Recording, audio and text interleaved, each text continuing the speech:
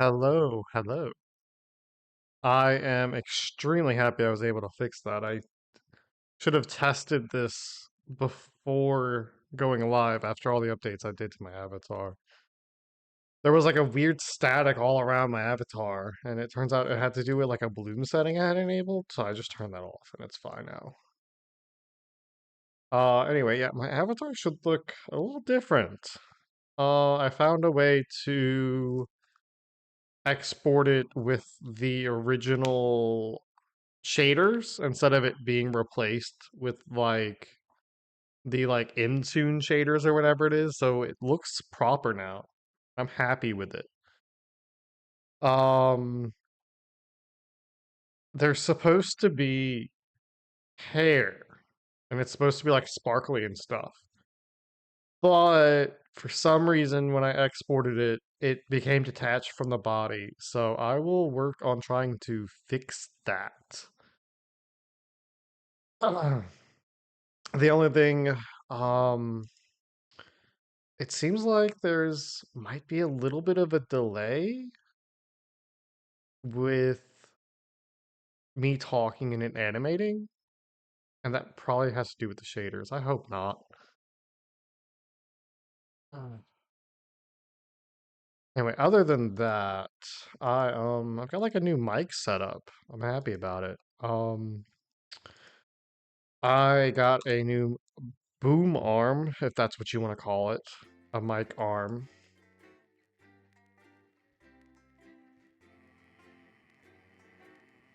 and a whole new mic. It's higher sample rate, higher bit rate. Good evening. I'm Megan Wolf. And I'm Jeremy Jones. Our main headlines. So I probably sound a little different. Um, Hopefully for the better. What a wild ride this has been. Huh, it sure has been a wild ride. Now let me see if I can remember these controls.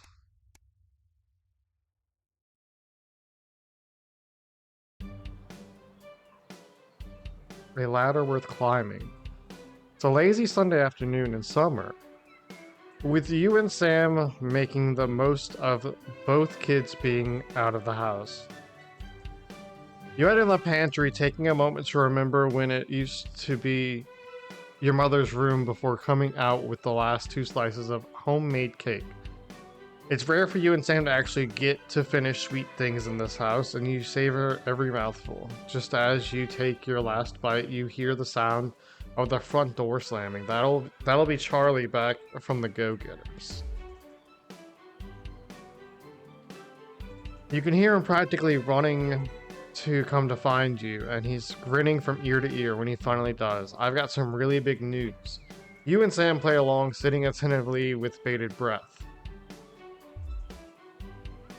Ready? Charlie asks as you both nod enthusiastically. With a flourish, he reveals a new badge from his pocket and proudly presents it to you both to examine. He announces, as of today, I'm a member of the first tier of Cohesion Cadets. There's way more stuff I'm going to do, and I'll be working some weekends, but it'll be really cool. So congratulates Charlie as you help. Can't help but frown. This seems a big step up for teenagers. You and Sam grin back at your son. You're thrilled that he's happy and doing well.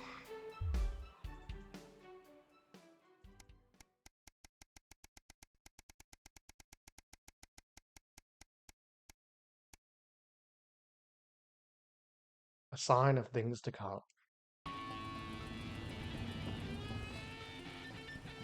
Shopping, something that always seemed so tedious before the sanctions, has become even more of a chore now. You manage to get almost everything you need for the family this evening, but you've had to come back tomorrow to get through the week.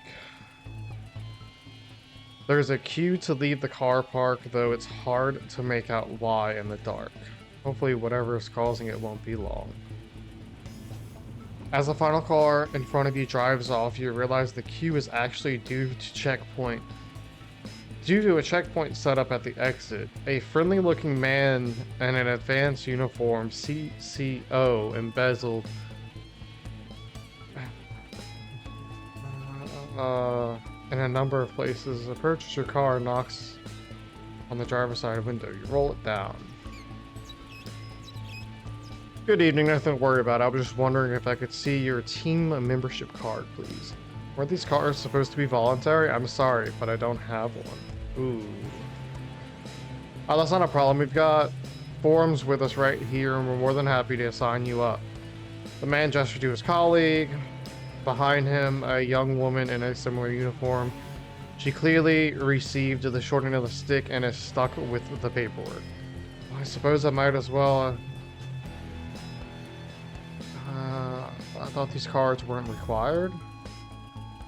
Well, strictly speaking, they're not, but there's also loads of benefits to having them and no reason not to get one. His smile fades a bit, and when he puts a hand up to scratch the back of his neck for a moment, he leans over to you. His presence now seems a little intimidating. You make a good point, Simon. No thanks, it's just not something I want right now. Almost instantly, the friendly demeanor is gone, and his expression is one of stern disapproval. Well, obviously, I can't make you sign up, but I would strongly recommend you do. And soon, we wouldn't want people to think you had anything to hide, would we? Take a step back and gestures for you to drive on. You're sure you see him writing something down in your rearview mirror as you head home somewhat more hurriedly before. Clearly, Advance are very keen on everyone joining the team. Yeah, clearly.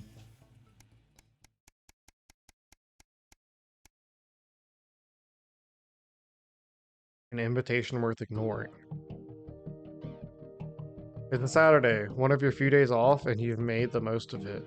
But as late afternoon draws on, the invitation sits pinning to the fridge, staring accusingly at you. Channel 1 Gala is a mandatory work event. Bossman was very quick to tell you. Also, don't you dare be late. It's probably not wise to risk Bossman's wrath. Better go. You've already missed your anniversary this year. You're not going to give up another Saturday.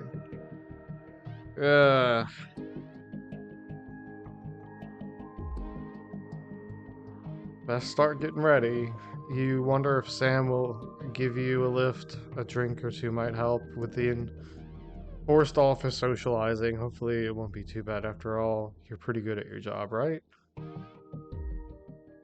I hate mandatory work events. Ugh, they're the worst. A national news night. You arrive on time, barely at the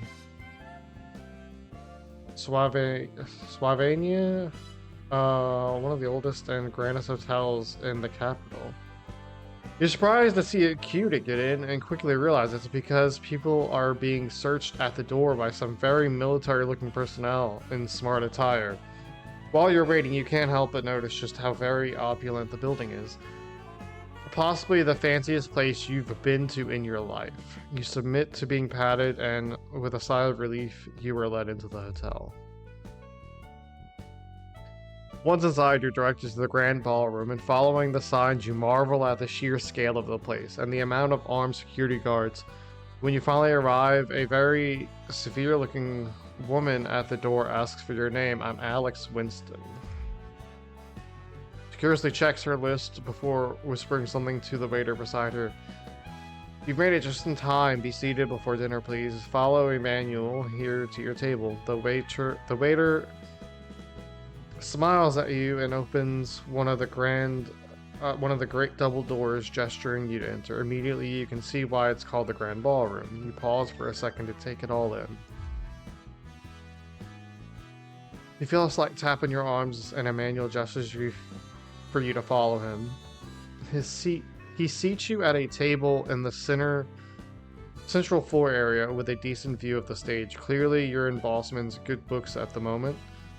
You're sat with some colleagues you've seen around the Channel 1 office before, but you don't know them that well. One of them informs you far too excitedly it's a very corporate evening of awards and speeches. At least the food should be good. Dinner is indeed lovely, and with the help of no doubtly very expensive wine, conversation flows easily enough. In fact, much to your surprise, you're actually presented with an award for Best Newcomer to the Channel 1 family. Well, that was unexpected. As you walk up to collect it, you realize the presenter as Dr. Adrian Atkinson Blamey of Kerr's fame. He thanks Advance for sponsoring this year's gala before specifically thanking Prime Ministers Julia Salisbury and Peter Clement for being in attendance tonight. As you take to the stage, you see the frontmost central table does indeed see the Prime Ministers as well as Bossman, Megan, and some other very well-to-do types that you don't recognize. That explains all the security. As you're handed the award, Dr.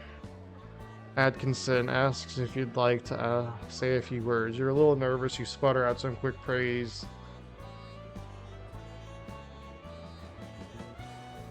Oh. Yeah, let's just do that first option. As you thank Advance, applause breaks out around the room. Both Peter and Julia stand up to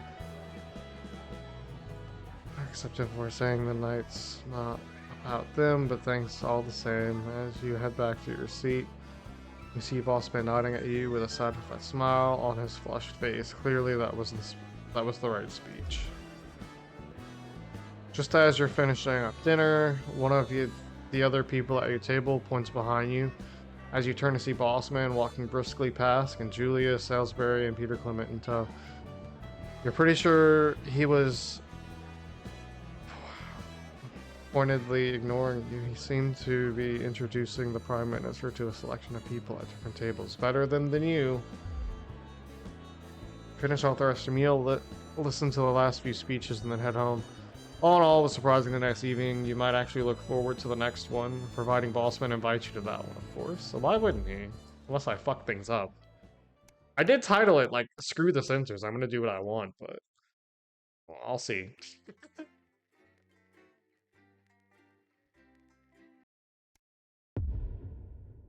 The heat wave.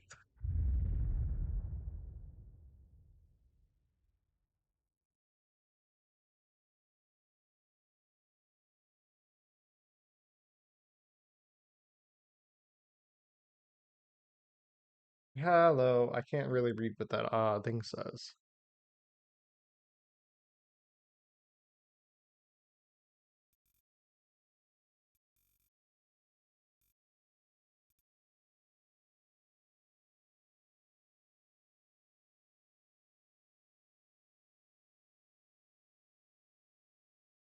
This is taking longer than usual.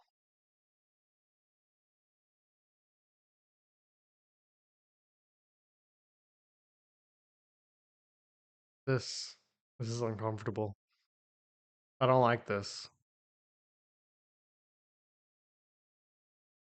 How do I look?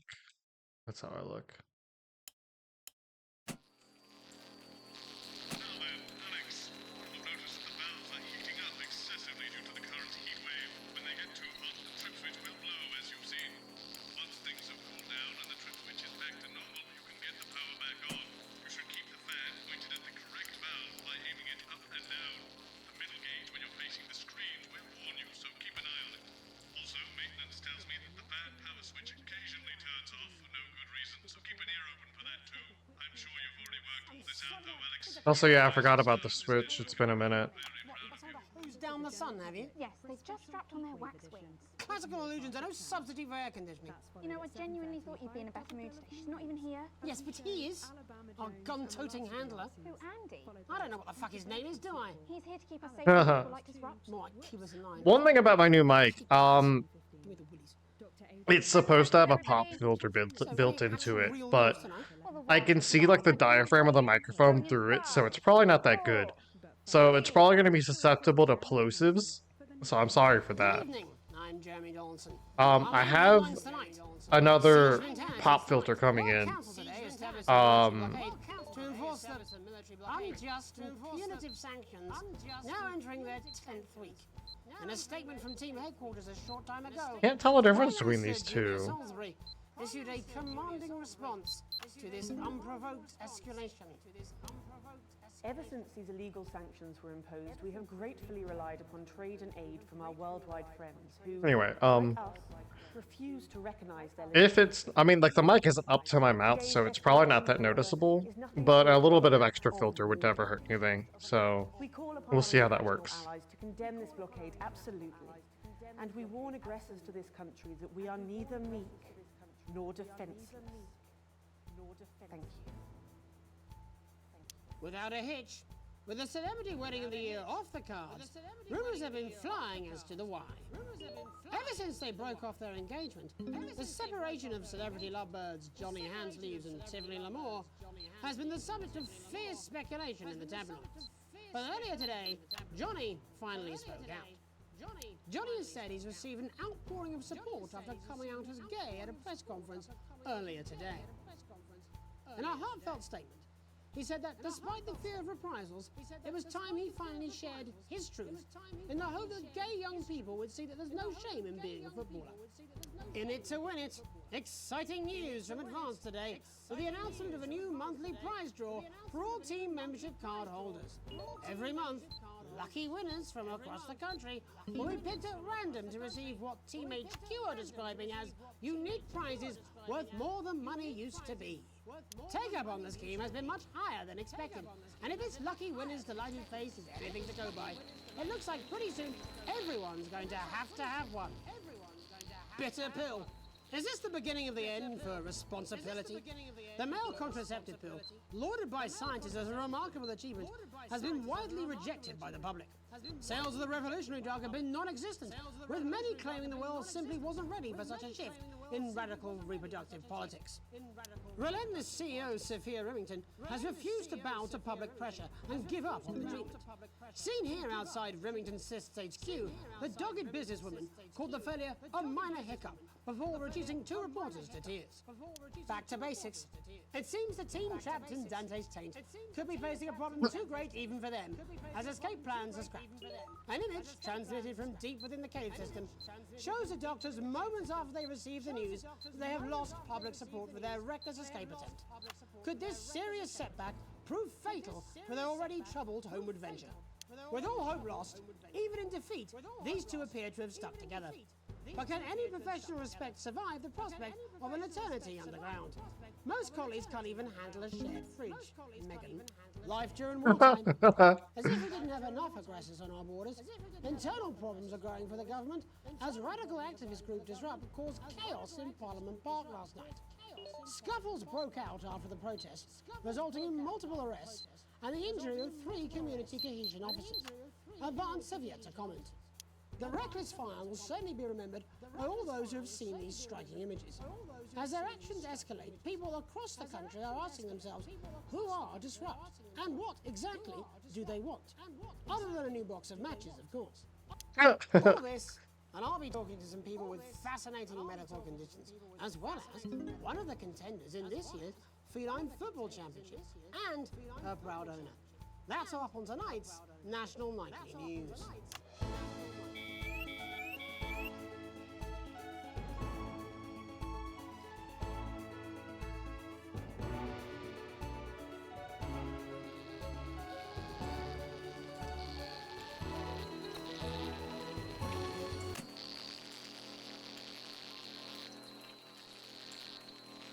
What the fuck? Don't forget about that pesky power button on the fan. But first tonight, our team of correspondents has been discussing Oh my gosh! What? Great nation of ours are coping with this unprecedented. Wow.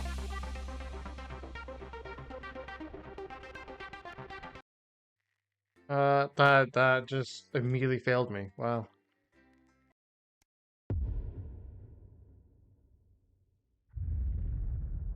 Oh, I gotta start over? I'm sweating like Peter Clement in an off-license here. Okay, we're working on it. What, you've got someone to hose down the sun, have you? Yes, they just strapped on their wax wings. Classical illusions are no substitute for air conditioning. You know, I genuinely thought you'd be in a better mood today. She's not even here. Yes, but he is.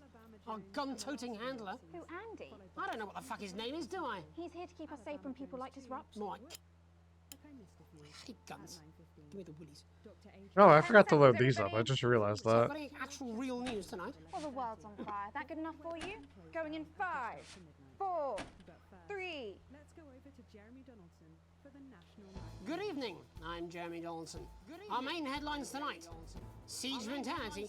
The World Council today established a military blockade to enforce the unjust and punitive sanctions now entering their 10th week.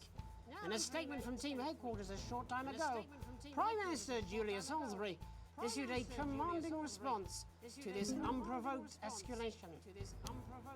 Ever since these illegal sanctions were imposed, we have gratefully relied upon trade and aid from our worldwide Hopefully, friends who, like us, refuse to recognize I'll their fail legitimacy. again. That was insane. Today's escalation, however, is nothing short of an act of war.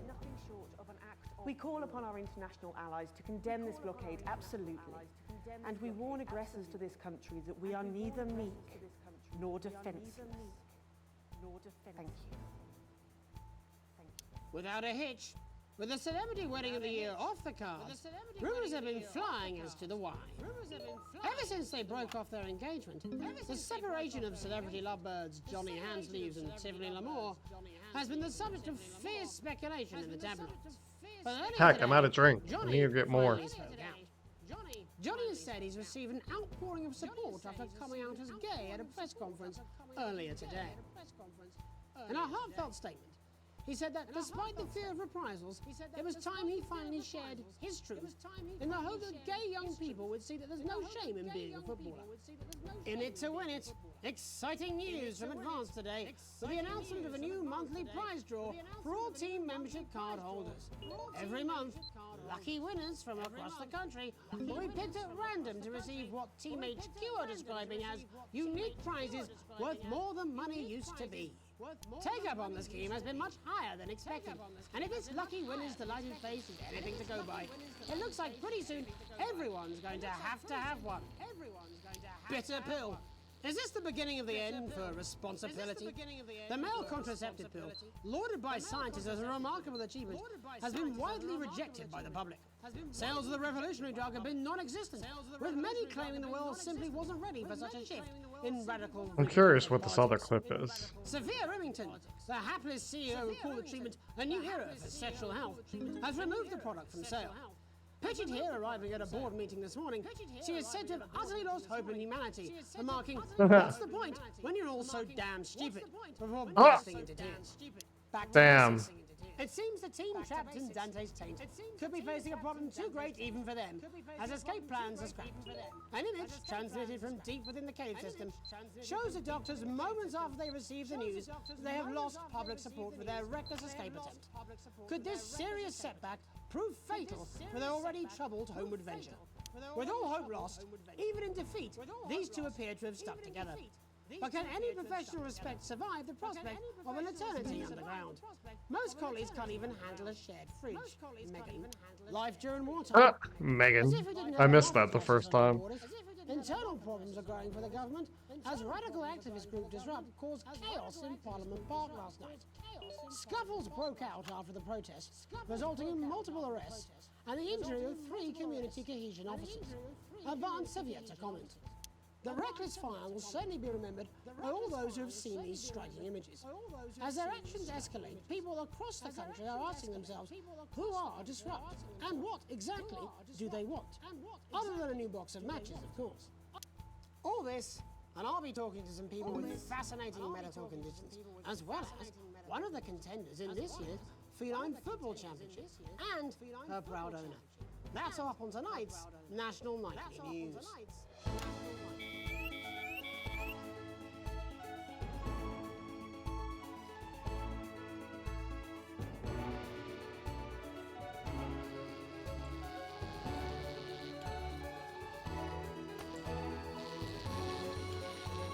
Oh, why did it stop?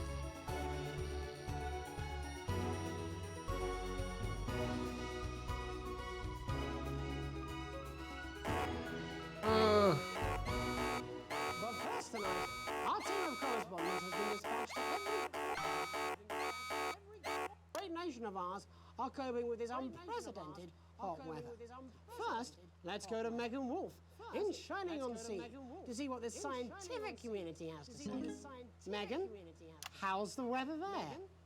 How's the weather It's there? absolutely glorious, Jeremy. Thank you for asking. I'm here with Dr. Anna Burns at the University of Princeton. Are you enjoying the weather as much as I am? Oh, yes, it's wonderful, isn't it? My eyelids are sweating. Isn't it? My eyelids are And sweating. you're part of a team carrying out a study into just what's causing this unbelievable heat. Is that right? Yes, that's correct. Yes, we want to be able to reassure the public once and for all that there's absolutely nothing to worry about and that they can enjoy their sunstroke and fossil fuels in peace. You sound very confident about that. Oh, very much so. I can say without any hesitation, there's really no cause for any concern here. I've actually left my car running. So tell us about this experiment.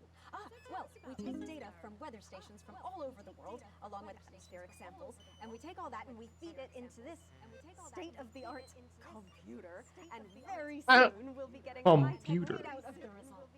Blimey, that sounds very fancy. I should just say, none of this would be possible without the generous support of Rivington Fist. This is all thanks to their unrivaled investment in our future, and may I just say, complimentary personal anecdote. Oh, here we go. And, as expected, everything is absolutely fucked. Hang on. This can't be right. Right, but obviously you said... Oh, Jesus Christ. Fine, said. Well, actually, under concern level, it just says, why, God, why? We should be celebrating these wonderful results, I think. We need to evolve gills within 40 years. What? Here it just says, shit. Look at you.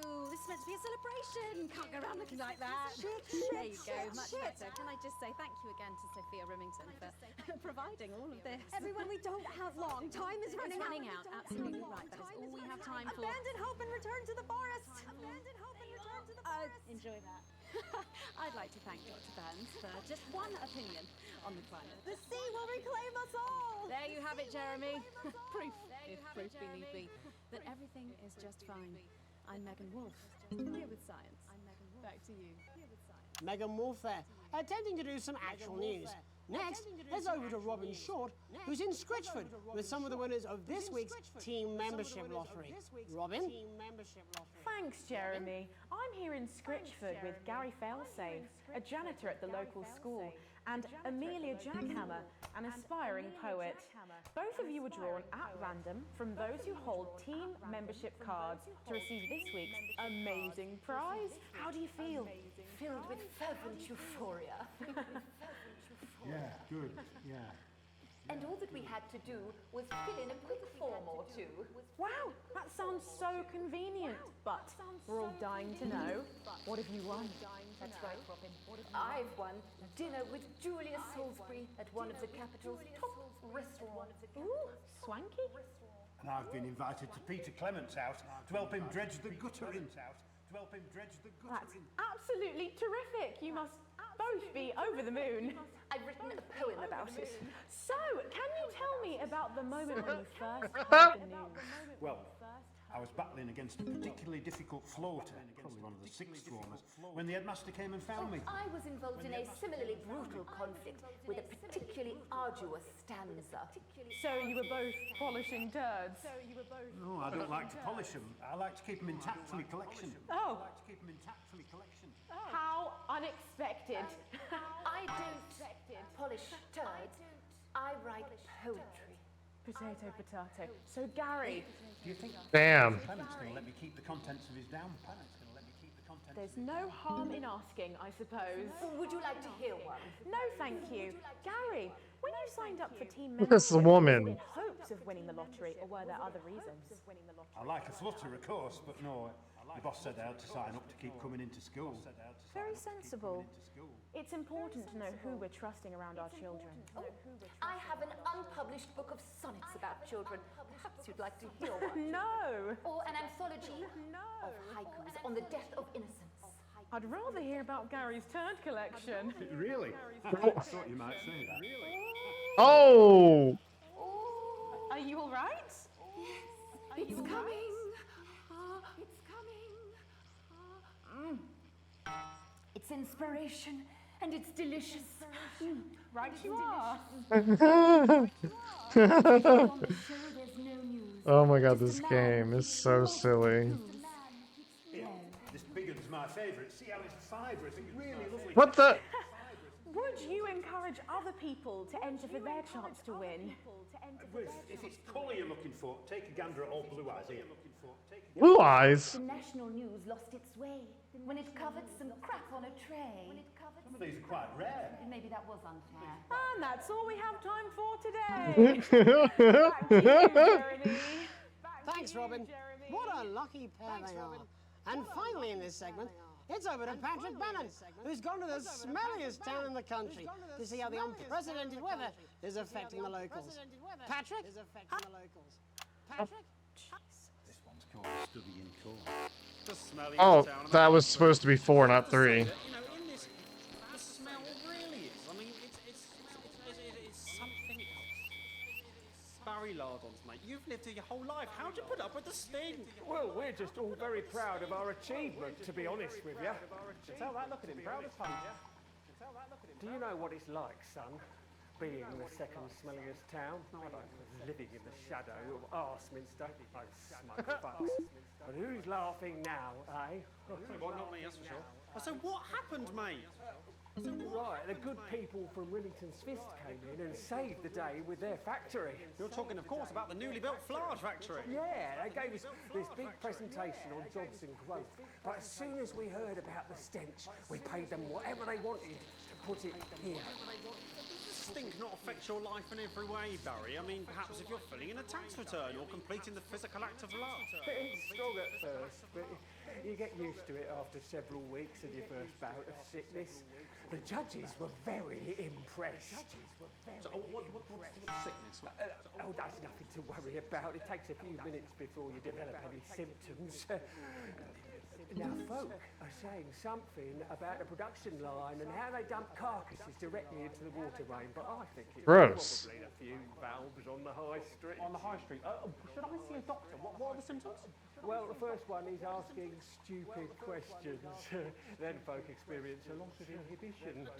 Cops, do they? When was the last time you brushed your teeth, this stinking old tramp?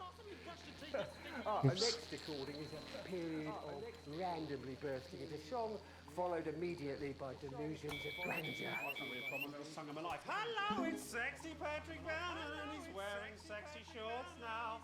Oh my God, look at me. I'm like a stallion. I'm gorgeous. Why didn't you tell me? I should take my shirt off. You know what? No. I'll even let you touch me if you want. What? That will be the bout of undeserved self-confidence. Love the Bannon. Feel the Bannon. Feel the Bannon. And the ennui. All that's left now are the hallucinations and unconsciousness. No, Dottie? Was that you? Why are you made out of elbows? You know I don't eat opinions. What? Oh. Don't worry, folks. Once he wakes up, he'll be just fine. We'll just find a place to stick him where it won't matter how many times he evacuates his bowels. Oh. Right. That's all here from Grizzleford, a town that's really making a stink. I'm Barry Lardons. Back to you, Jeremy. Thanks, Barry. With a naval blockade being set up around our coastline as we speak, when we come back, I'll be talking to 3 members of the general public who appear to be here purely for medical reasons. Don't go away. Unless, of course, you've got something better to do.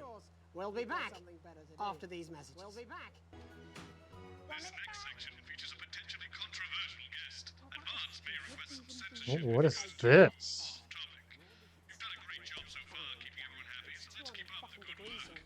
And I can't do this anymore. You say this every Friday. I don't know where this came from, but I'm putting it in. What do you mean? Jeremy? My mic is still.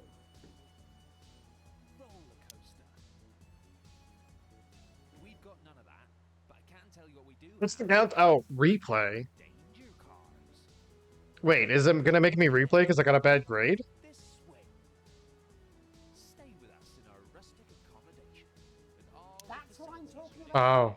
Cats football? We should be doing an interview with the War Minister, or a report from Grensham Downs. Even the weather be more fucking relevant than this. Please, breathe. It's just something like to keep people's minds off things. Exactly, which is wrong. People's minds should be very much on things. Christ, it's so fucking hot. Please take your seats as quickly as you can. I can't do this anymore, Jenny. I've had enough. That's it. This is just 10 seconds. Get over yourself, Jeremy. Why don't you stop feeling sorry for yourself for 5, 5, 4, 3. Welcome back to the National Nightly News with me, your host, Jeremy Donaldson. Later, we'll be talking to the captain of the territory's first cat football team, Professor Pumpkin. But first, I'm joined by 3 guests with some balmy bodily behaviours. Joining me is a woman who's been hiccuping for over 9 months. Isn't that right, Miss Piercy? Yes, that's right. Yes. Yes. Tell us, what brought all this on? It's all a bit of a blur, Jeremy, to be totally frank with you. See, I was watching your show and I remember seeing the news about the election, and it hasn't stopped since. Fascinating stuff. Also here is Frankie Steampipe. Perhaps you could explain to us exactly what your physiological foreboil is. I'm here to say it's high time people like me were respected. We're constantly overlooked in the workplace, we're whispered about on buses, and we're asked politely to leave children's birthday parties. And it's disgusting.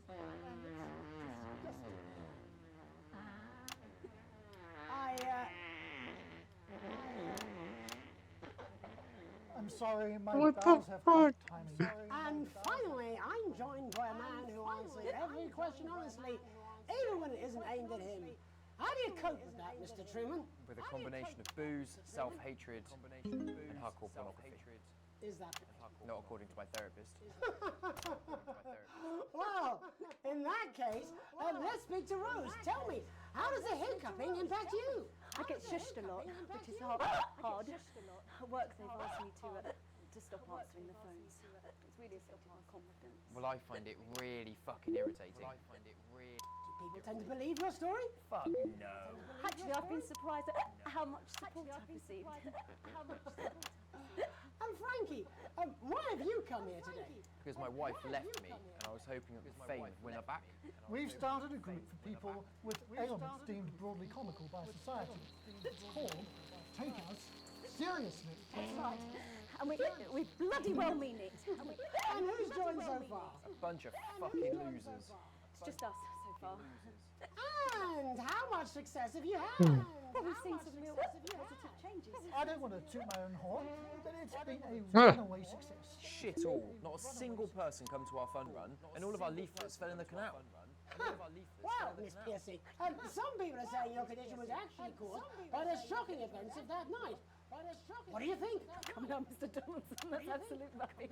What it'd be like to have a pair of tits. Could you? I'm sorry, it's very hot. What was I thinking? That you're a team fuck puppet? No. Or a sellout cunt? Apologies. Just reminded that he can't help it. And hey, if this isn't live television, then what is it? Fuckfest of propaganda masquerading as journalism. Right! Frankie, Rose, tell us, how can the viewers get involved with your cause? Yes, we're holding a sponsored run in Capital Park next weekend. It's called the No Smiles 13 Miles. No, it's called the No Laugh Half. What did I say before the show? The team pulling Jeremy Donaldson's strings. No! Oh, wow! We may have to end that now, unfortunately. What a harmless bit of fun.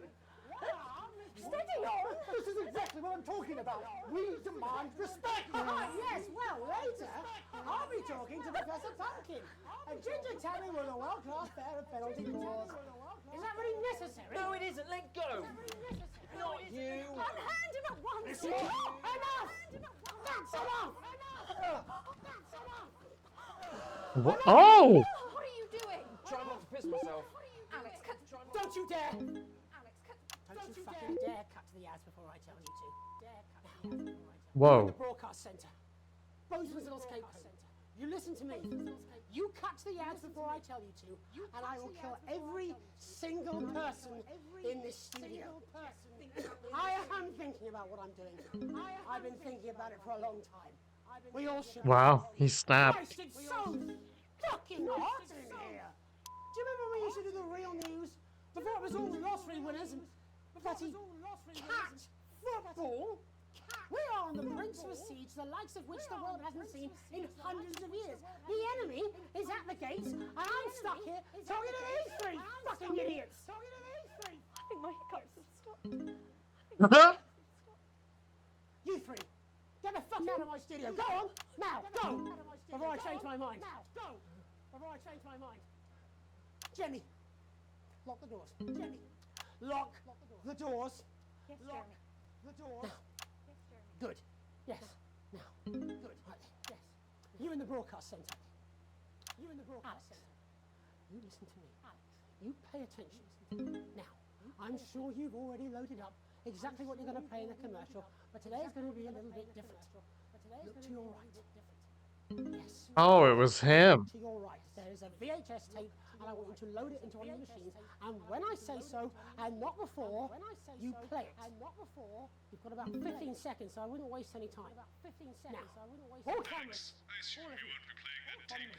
This station does not negotiate with terrorists. I hope I've made myself clear. You seem to know what to do. Every single thing that comes out of this studio is either one-sided or banal. We're going to show the other side for you.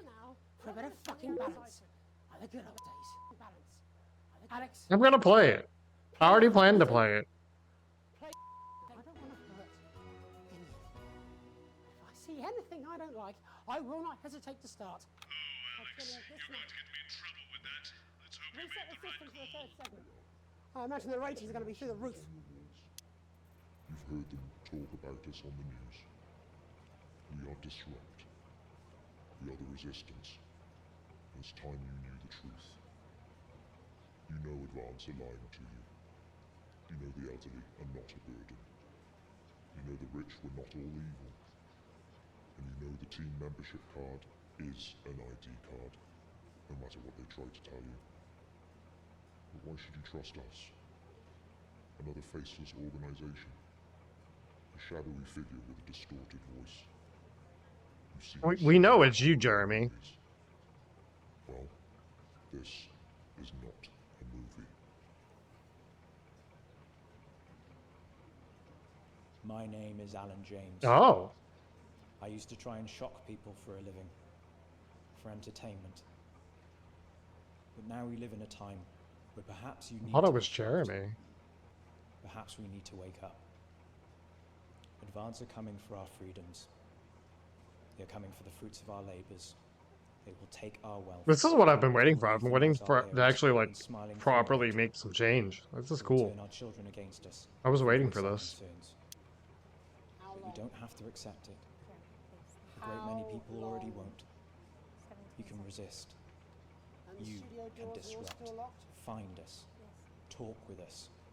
Join us. So what now? It isn't hard. I don't know. We're everywhere. This wasn't what I planned. I mean, some of it was. I had speech, look. But this was unexpected. So what now, Jeremy? It was supposed to be your day off. Please, don't do any more stupid things today. How long? You're already live. Welcome back to the National Nightly News. Joining me unexpectedly, I very much imagine will be my last broadcast, are two new guests. Jenny works here at the National Nightly News, and is someone I consider, well, a friend. And next to her is, what's your name? Andy. Andy's a policeman. We don't call him that anymore. He's a community cohesion official. Officer. Sorry. It's community cohesion officer, CCO. And how's that feel, Andy? Being rebranded? It's good. It's not about confrontation anymore. You know, the force had its fair share of problems. The team doesn't have as many. But it still has some. Say. Couldn't or wouldn't? I don't know what you want me to say. Christ, you're fucking useless, aren't you? We'll come back to you later. Jenny? Don't don't Jenny? want to be on the news, Jeremy. Don't want to be on the news, Jeremy. That's perfectly understandable. You'd want to do this. You'd want to do this. Jenny. Jenny, why did you join the National Nightly News team? Why did you join the National Nightly News I always wanted to work in news. Yes, but why specifically this program? Yes, but why the National Nightly? The National Nightly. It was the news everyone trusted. Was. It was the news everyone trusted. Is. Do you really want to quibble semantics at gunpoint? Is there something else you'd rather discuss? Is there something else Great you'd rather big discuss? Alan James-sized elephant in the room you seem to be ignoring. Elephant in the room you seem to be ignoring. I saw your face when that bit came down. You didn't know, did you? It's about the message, not the messenger. It's about the message, not the messenger. No. I didn't know. No. The people I met were with. He wasn't there. I didn't know it was Alan James. I'm sorry. I didn't know it But was Alan seriously. James. I'm sorry. Alan. Seriously. Fucking James.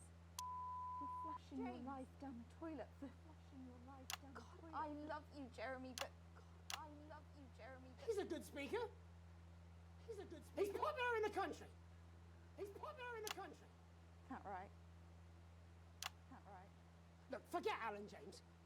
There is still something deeply wrong. There is still something. And you know it, Jenny. And you know it, Andy. And you know it, Jenny. And you are home. You know it too. And you are home. Me, you know it too. I'm interviewing a guest who stinks of shit. Patrick is paddling about in shit. And Robin is literally interviewing someone who collects the fucking stuff. I mean, it's not sophisticated, but what a metaphor. We are sleepwalking our way into oppression, and the news isn't saying anything. We're not saying anything. We're not saying anything. What are all those scientists working on at Grentham Downs? What are they testing underground at Altergrave? Andy, your turn. Make yourself fucking useful. How many people have you brought in for consultations just because they weren't carrying or didn't have team membership cards? Oh, well, there's other forms of identification that we will accept. For how long? We're just here to help. Then why do you need these? Oh. Why do you need these? Not really help when it's offered at gunpoint, is it, Andy? Let me demonstrate it for you. Let me help you. Let me help you. You read these cards with my notes on it, and you'll probably digest a fact. That'd be helpful, wouldn't it, Andy? Knowing a fact? I don't understand. Do you want my help, Andy? Yes, whatever you say, yes. Security are here, Jeremy. Eat it. Security are here, What? Jeremy. Eat it. Eat the fucking news, Andy, or I'll force it down your fucking throat. Jeremy, stop. Go on. Really? Eat it. Eat it, you fucking bully. Jeremy, stop. Bully. We will kill you. We will kill you. Don't make me watch that. Please. Don't make me watch that. Of course. You're right. Of course. Sorry. Sorry, everyone. Sorry, everyone. You can put the card down now, Andy. You can put the card down now, Andy. You can go now. You too, Jenny. Fuck off over there. You too, Jenny.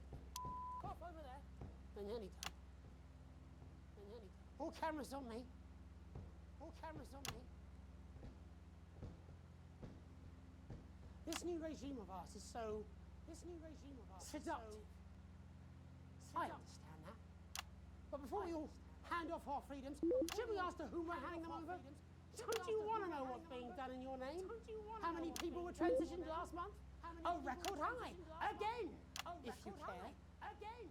Shouldn't someone ask advance how they plan to deal with this blockade? How many years or months of supplies we have?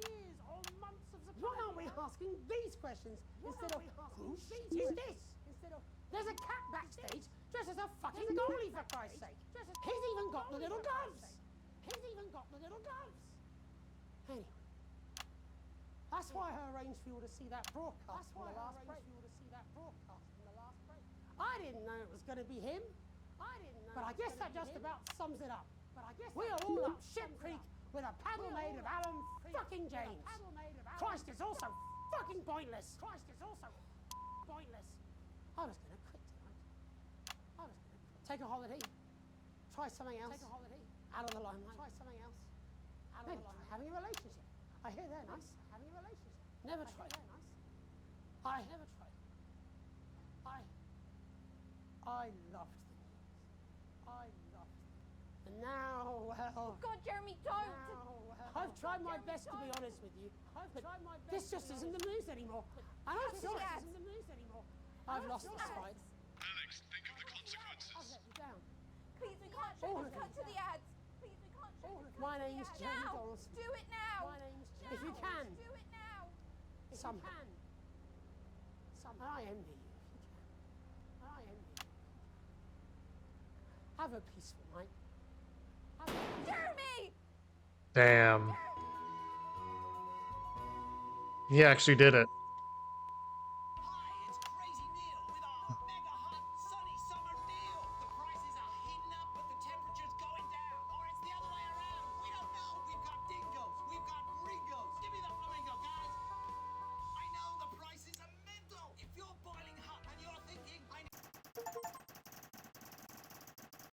Introduce Disrupt spokesman. See a man stand. I didn't get to finish reading that. I like the way that graph kind of. All the offensive words were censored. An interference-free show. Adequately edited. You played an advert too late. Advance. Anchored by content. Values. Excellently handled. You have received your full wages.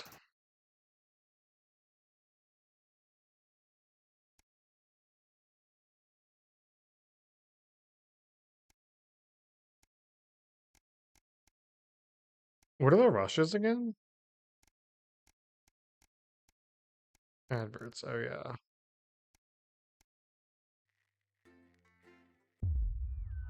That was something. I did not expect that. I'm gonna take a quick break. I need to go get some like drinking stuff. I'll be right back.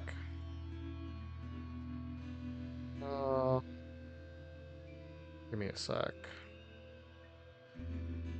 Because this game doesn't mute when you... I'll tab out of it. Okay. Alright, I'll be right back in just a couple minutes. Let's... Alright, I'm back. Just a sec. There we go. Alright, a tape to remember. You wake up. Still partly in shock from what you saw on the news last night. Well, you had to edit on the news last night. When you came downstairs, you find your family sat in the living room waiting for you. You take a seat on the sofa next to Sam. Sam swallows, hesitating before starting. We were so worried about you last night. After Jeremy with that gun, Sam chokes down a sob. It was awful. On national television, how could he do that? And now, after a horrible pause, Sam finally asks, "Are you okay, honey?" Can't believe he's gone. Sam gets to Charlie, then back to you. We saw that you chose to play that tape. They paused before continuing, and I couldn't help but wonder why. It seemed like the right thing to do. Oh, what? That's not good enough. Disrupt are the bad people. I can't believe you did that. Charlie's outburst seemed to come out of nowhere, and no one in the room is prepared for it. Did you even think about this stuff, how this stuff could affect people? You're a fucking idiot. Sam tries to interject Charlie, but he's already slammed the door. Charlie always was a bit black and white about this sort of thing. For what it's worth, Alex, I think you were in an impossible situation and somehow you managed to make the right call. Sam throws their arms around. Only you were stuck in that studio having to make that choice. No one can criticize what you did, and I'm proud of you. You've never been so grateful to have Sam support you. You took a deep breath and gathered your thoughts. It's all about taking. You're not sure you fully processed what happened last night, let alone what Charlie and Sam think about it at all. You sigh and absent-mindedly turn on the TV. It's nice you've Allie's got company. The TV is playing through some old Western show, but it's not quite as distracting as you'd hoped. You were never going to please everyone. Damn, isn't that a fucking grim reality, huh? Don't please everybody.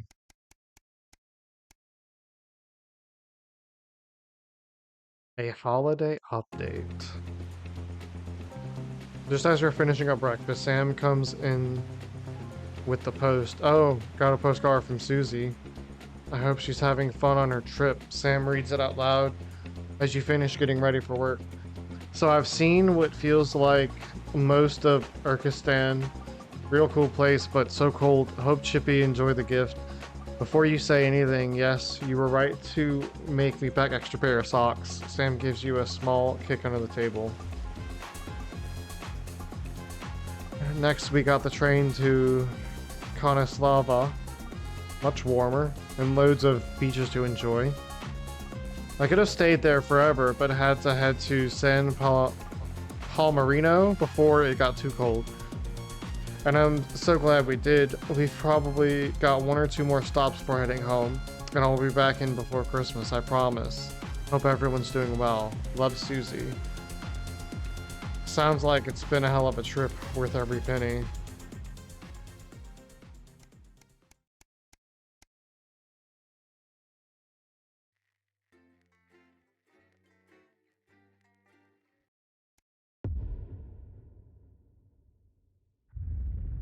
The 20-week war. It's Bozeman here. Hope all's well with the family. Just a heads up, we're expecting those troublemakers at Disrupt to attempt to hack the channel during the broadcast, so keep an eye on the interference screen and stay out of the orange. Let's keep the news on the air. It's important, now more than ever. I can control if they hack us?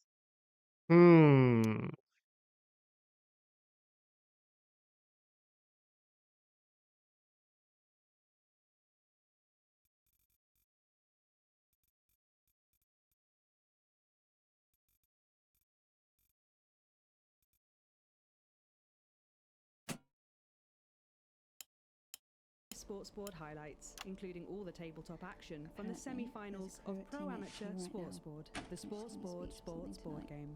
At 9, it's our nightly war report so they get the from brains the late and we get news the performing team, monkey. followed at 9:25 by our unsettling play When Katie Went Abroad, which tells the cautionary tale of one brave young lady's battles to survive the cruel administrations of our neighbours.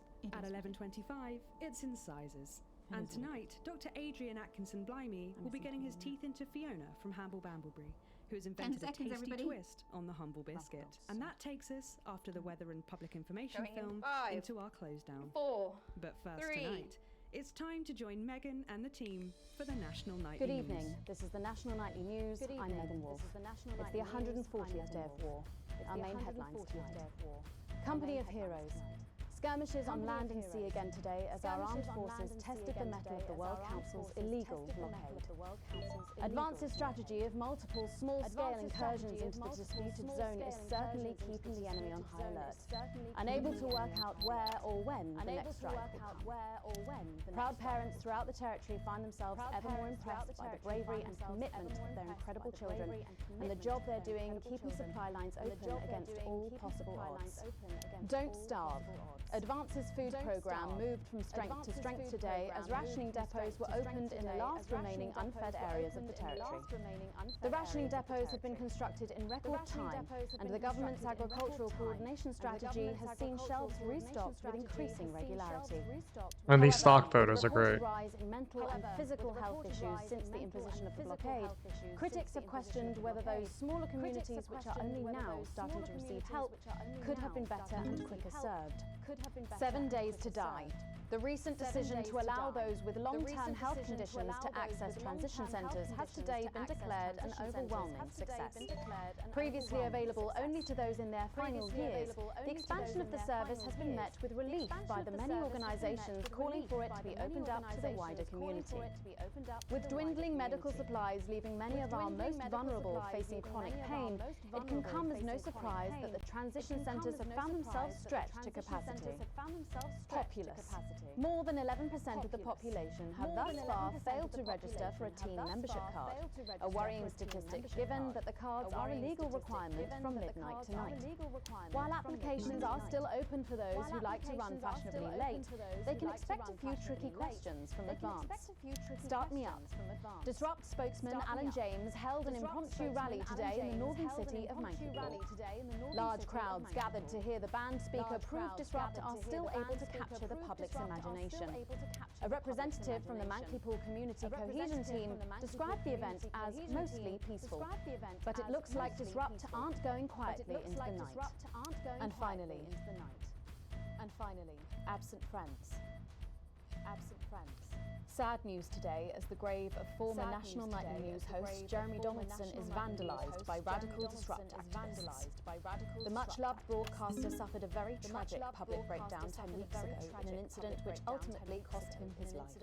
A passionate and rebellious man, always willing to question authority, Jeremy was posthumously celebrated with a Team Service Award by Advance for his outstanding dedication to journalistic truth. But first this evening, with the war about to enter its 21st punishing week and people hurting up and down the country, I'll be grilling unpredictable Prime Minister Peter Clement in an exclusive interview from his home in Lancashire. That's coming up on tonight's National Nightly News.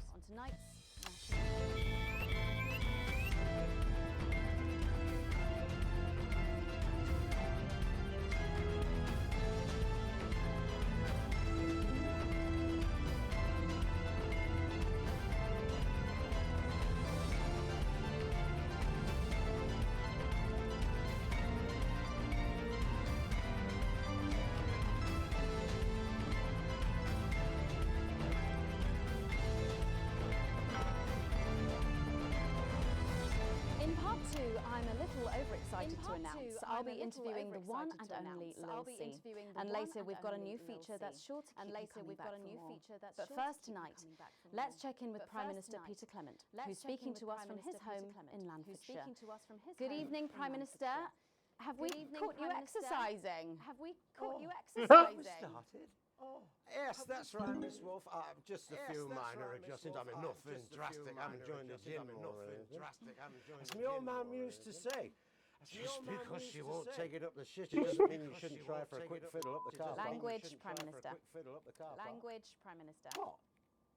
Quick fiddle? What? What's wrong? Oh, shitter. Thank you. It's shitter, isn't it? Yep, that's the one. And can you tell us what brought about this new year?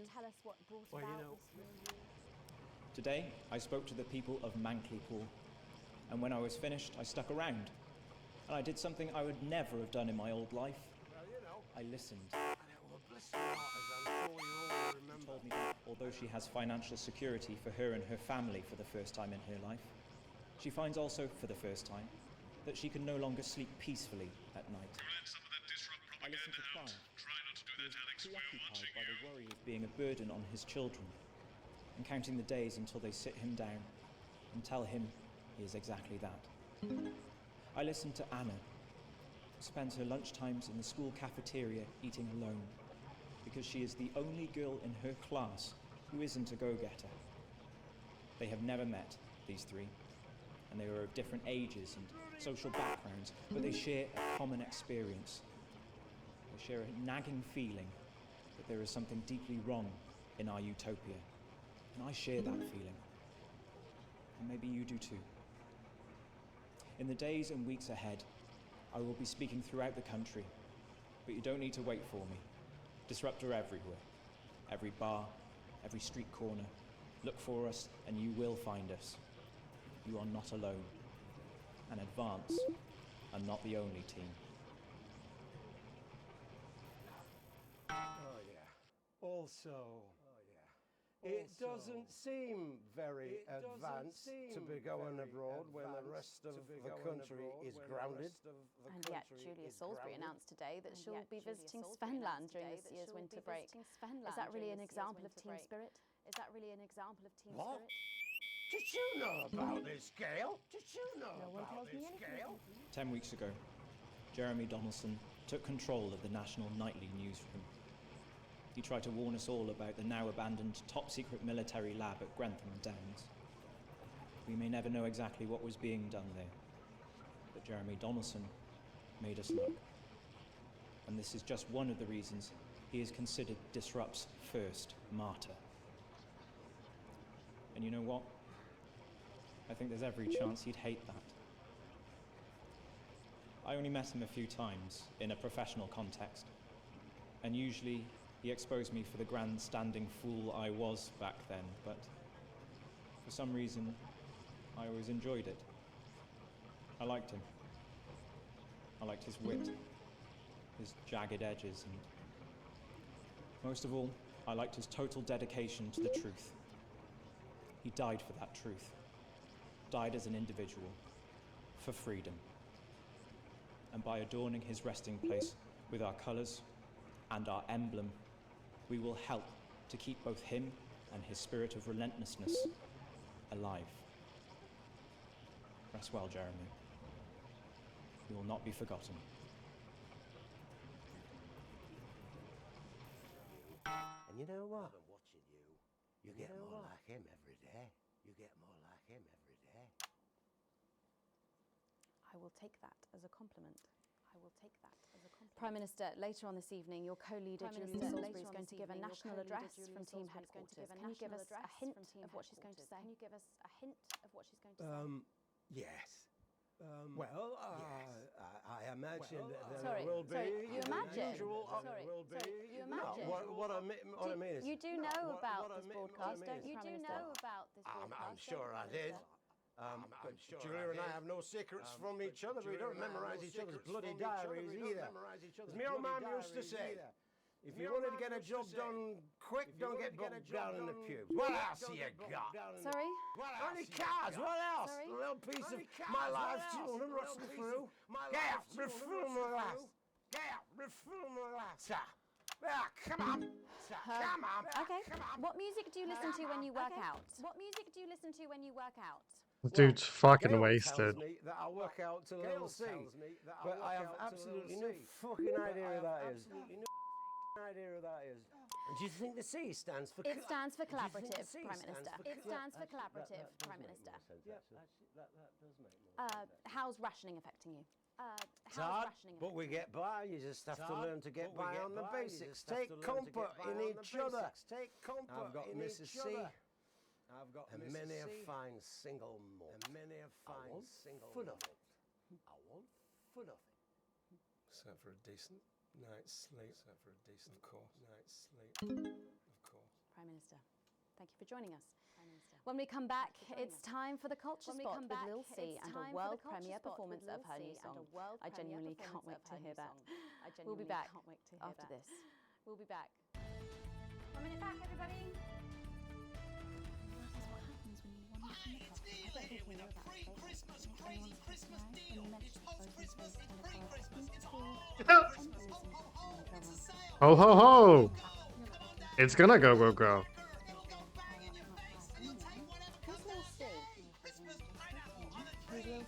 What?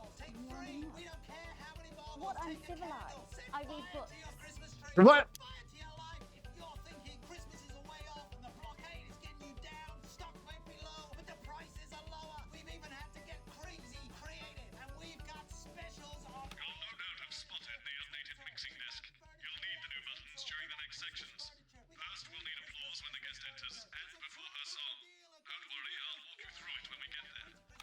We got crazy Christmas dancing hats. We got crazy Christmas dancing hats and jumpers. If you're feeling hungry, don't feel down in the mouth. You can have a dog on a log. And remember, a dog Yeah, I want a dog on a log. for Christmas to eat. It's a crazy What? meal at Crazy Neil's. We've got elves on trees. Crazy Neil. Trees on elves? Oh.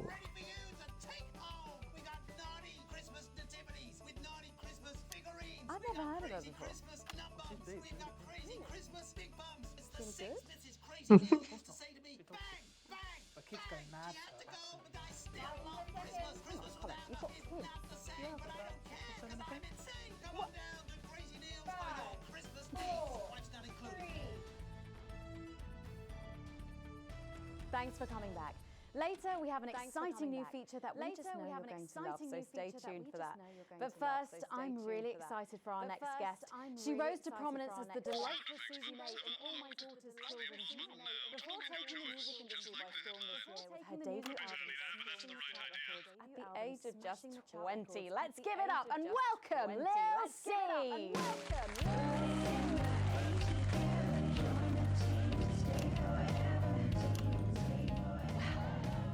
May I just say, you look incredible. Oh, thanks, babe. I'm doing this new regime and it really does work. What's the regime? My manager suggested it to me. It basically involves bathing in like cabbage water, then having the leaves sucked out of you while you sleep. Wow, is that healthy? Oh, well, look at me, Meg. The leaves are my only nourishment. Yep, they certainly are. Now, you'll have to forgive me, but I'm somewhat of a super fan, so I'm sorry if I get a bit starstruck. Oh, bless you. I've never actually heard of you before, so if you do get a little tongue-tied, I can always carry the interview. So your first album, F My Face Together, it hit shelves this summer and it just exploded. I mean, what's that like for you? Bonkers, just so weird. I was in all the papers and the magazines. Overnight I went from that like annoying little girl from that show to that like sexy little girl from that show. Wow, that must have been bizarre. Wow. Not really, it was just like any other morning. You know, get up at 5, go on a 4-mile run, have 3 meetings on my cabbage bath, but then only then was my dad actually talking to me. Oh, of course, I mean, the famed country singer, Billy Bob Jean Short. I didn't know you'd been estranged. There's nothing that strange about it, Megan. Okay, yes, he may believe that aliens told him to hate women, but there really isn't anything to prove that he's wrong. So, this newfound explosion to your popularity, did that change your life? Well, I had to start wearing like nicer underwear, you know, for the paparazzi. But as the manager says, best to make the most of it before I'm 30. Is that right? So, what's the album about? So I thought it was about like how pretty and great I am, but actually it's about monetizing youth, I think, or about like promoting an unrealistic standard of beauty or something. Your manager again. Yeah, he says insecurity is an opportunity. Do you think he'd be happy with you telling us all this? Telling you all what? It really doesn't matter what I say here. I'll do my dancing and then this part will all be forgotten about. Well, yeah, I mean, we're going to see some of those famous dance moves very shortly because you're going to be performing your new single, aren't you? Yeah, it's from my album Put It In My A Together and it's out. My friend let her 13-year-old son join the Go-Getters. He's occupied now. Busy, even.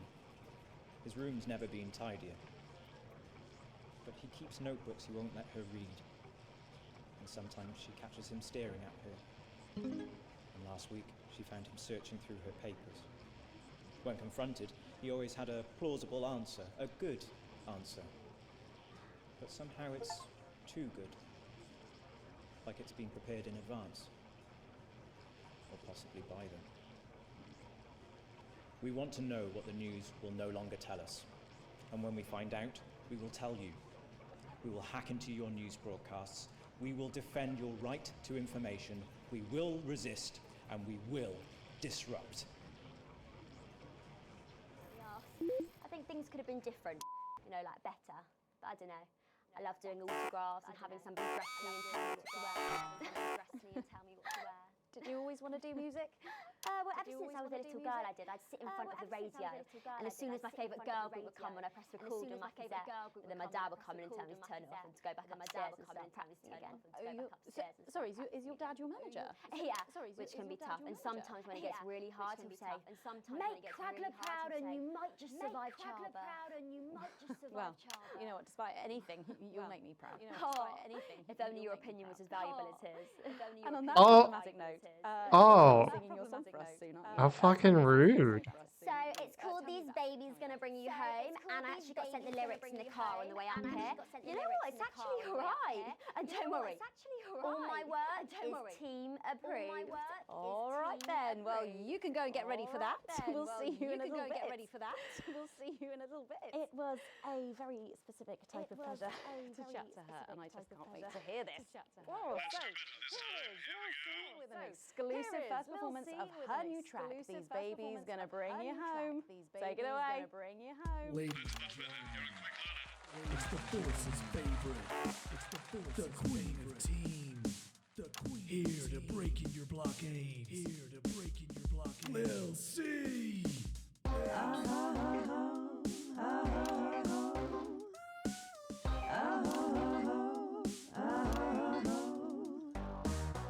Oh baby, can't you see I'm hungry?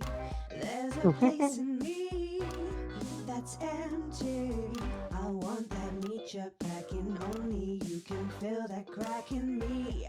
I'm under siege, so come and free me. Ain't no disruption here, boy, I got no agenda. Just want the team and me. No dirty foreign member. Don't stop no morning drill. There's holes in me that ain't been filled yet.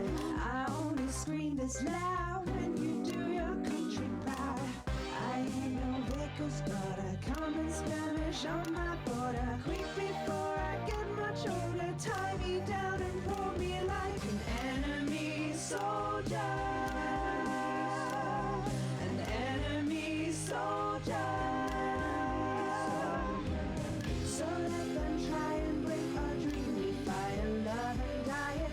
So what if Peter Clemens boys can come and use me as a toy? I wanna see some action. So come and break my sanctions.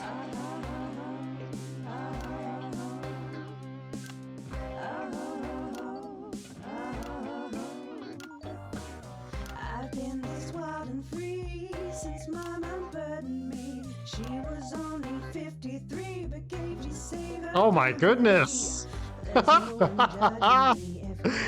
Oh my goodness! Don't die alone, his baby's gonna bring you home. I ain't no vicar's daughter. Come and skirmish on my border. Quick before I get much older. Tie me down and pull me like an enemy soldier. An enemy soldier.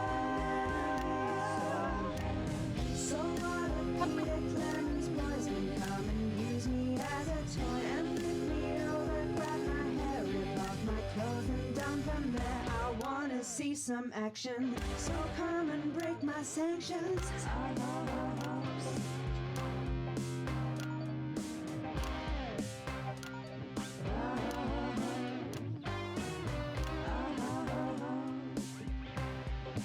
What is going on? What is she doing? Oh my goodness!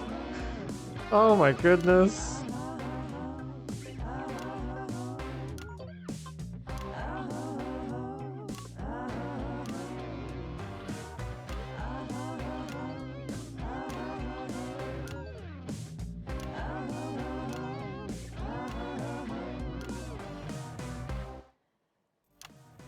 Well, if that doesn't distract you from the world outside, I don't know what will. I'd like to thank Lil C for doing that. Don't go anywhere. After the break, we'll finally be revealing the new segment of our show that we just know you're going to love. We'll be back right after this. And we're out. The enemy is all around us. A frightened world that looks at what we Can I have just achieved say, and dares not thank let you it so succeed. much for letting me do this. It really means a lot to me, you know. To be able to promote myself on such a mainstream platform like the news. Well, don't worry about it. And you know what? Good luck for the future. Take care of yourself. This industry can be crazy sometimes. Watch out for that father of yours, won't you? Oh, no. I manage myself. It's just, you know, for the public to have that certain perspective. You know what it's like. Oh, right. And Michael? Michael? What about Billy Bob Jean Short? Oh, my dad. He's such a sweetheart. We both had the same agents, you know, like it just made sense. Both of us for our image together. And Michael, I want to see the revenue share for the clothing line and get me a G&T before my meeting with the lube guys. If they say for your pleasure, I'm going to start needing it. Together, that we encourage and educate our family, friends, and I hope you've got your head around these sound effects, Alex, because you'll need all 4 buttons for the next section. Each time they light up, listen to the actors and try and pick the most appropriate effect. The actors can't hear your choices, so let's not upset them when they watch it back later. Better than that now. I'll tell you what. raise an eyebrow at Just those keep who can't adding find it flowers within themselves to until show it even a little team feels like spirit. 12. Got it? Absolutely, right away. 10 Together, seconds. We cannot lose this war. So join the winning team. 5, 4, 3. Thanks for joining us for part 3. We've been teasing you about our new feature all night, and now the wait is finally over. I can reveal that every night on the show, we'll be treated to an episode of an informative and hilarious new segment called The Notice Board. It stars some top talent, and we're very excited about it. But before we see it, let's have a quick chat with the writer-director and phenomenon, may I say, Jeff Algebra, guys! Actually, I've dropped the algebra. I go by Jeff DePoon now. How do you like that? Yeah, very fancy. I suppose you need a new name now that you're a successful artist. Well, exactly. I'm earning enough to pay taxes now. Oh. I'm earning enough to pay taxes now. Oh. And how does Angela feel about all this? Your wife. Your wife. God, no. No, she's long gone. No, she was holding me back. I'm with Norm now. We were married last month. Norm now. We were married last month. De Plume. Yeah. Norm de Plume. Yeah. And why did you write this?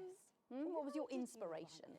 Oh, well, I received a telephone call offering me 25 grand to write a pro-team sitcom. And I heard my father's voice. Jeff, it said, you listen here, boy. You make hay while the sun shines. You wring every penny you can get out of this. So I wheeled him down to the transition centre, got out my typewriter and started clacking. Utter shite.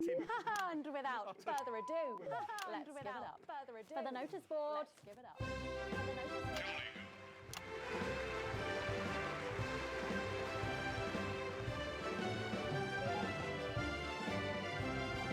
Excellent, you're a natural. Keep it up. Good morning, Miss Craven. Good morning. Oh. Miss Craven. Morning, Ray. Everything all right, Mrs. Craven? Everything you look as worried as the vicar in closing time. Oh, Ray, it's those young louts. They've vandalised my shop again. No!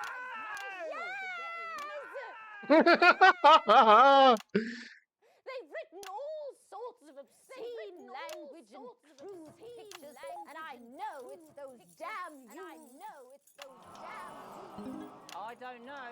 It could be the vicar. I don't know. At closing time. I'm just worried they won't ever become productive members of the community. What if they never see the error of their ways and end up as social outcasts, such as shoplifters or bong rats? Don't worry, Mrs. Craven. This is a very supportive community. And I'm sure that in time they will fit into this society like this key into this lock.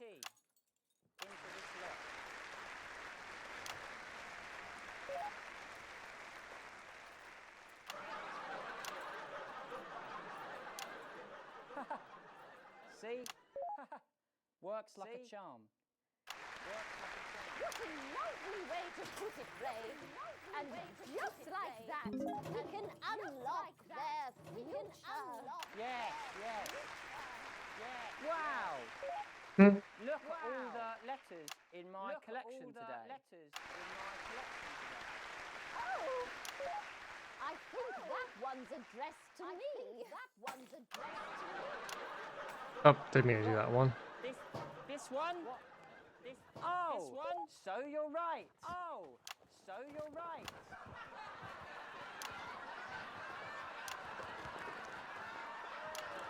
Here it is. It's a letter from my granddaughter, Brenda. She says she got an A on her maths exam because one of her friends has been helping her. She was always a team player, was our Brenda. What's up, losers?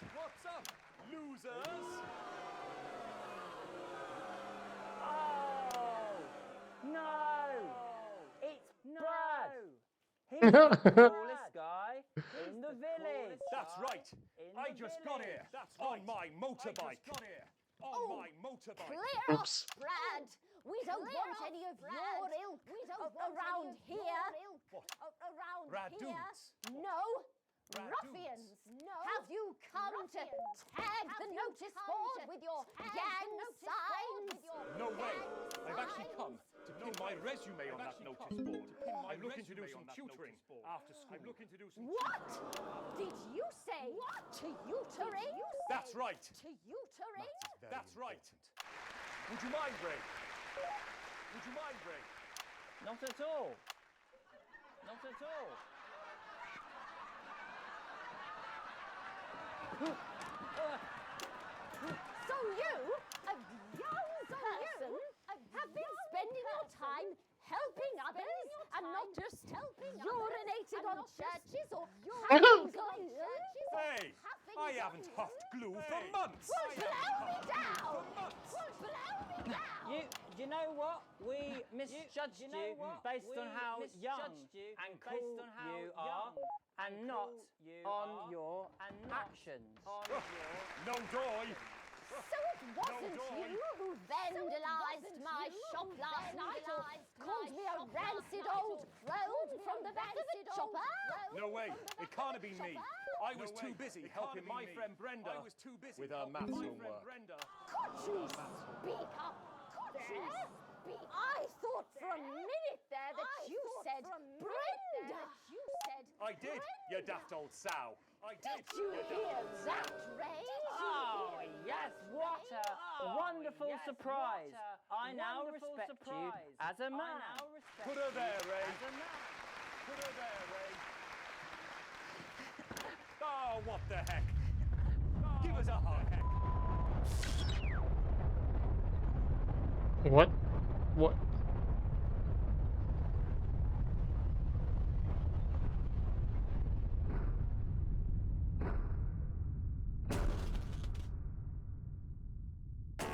I'm being told we're picking up reports from across the continent of what appear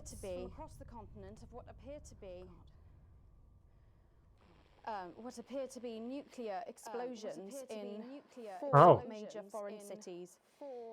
Initial estimates put the death toll into they put them into millions.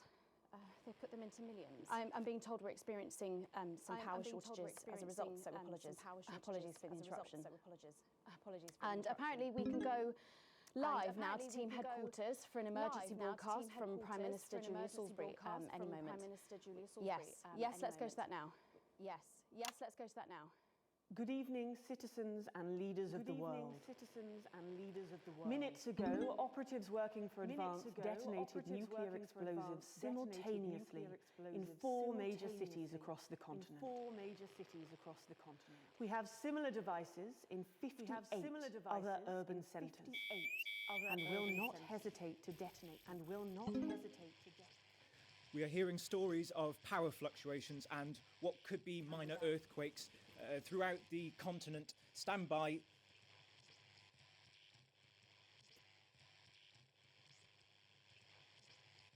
We've lost contact with our benefactors in Urkistan and Konoslava, while our equipment seems to be resetting.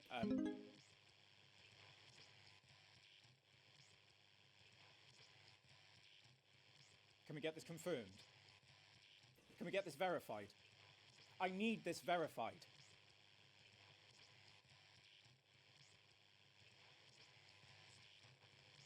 I don't know if you can hear me. I don't know if you are receiving this, but if you are, then you have to know. You have to know what's being done right now to our neighbours. This is unprecedented. Our government has committed multiple acts of mass destruction in our name.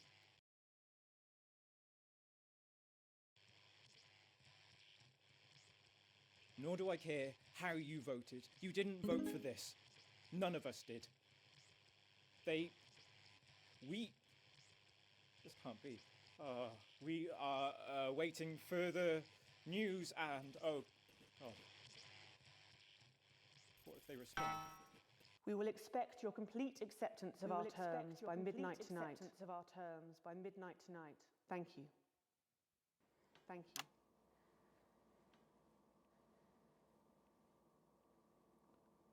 I don't really talk about my personal life in my job. I don't really talk about my personal life in my job. Or important. So many of you may be surprised to learn that I have a brother. His name is David. His name is David. And right now I can't get his stupid face out of my head.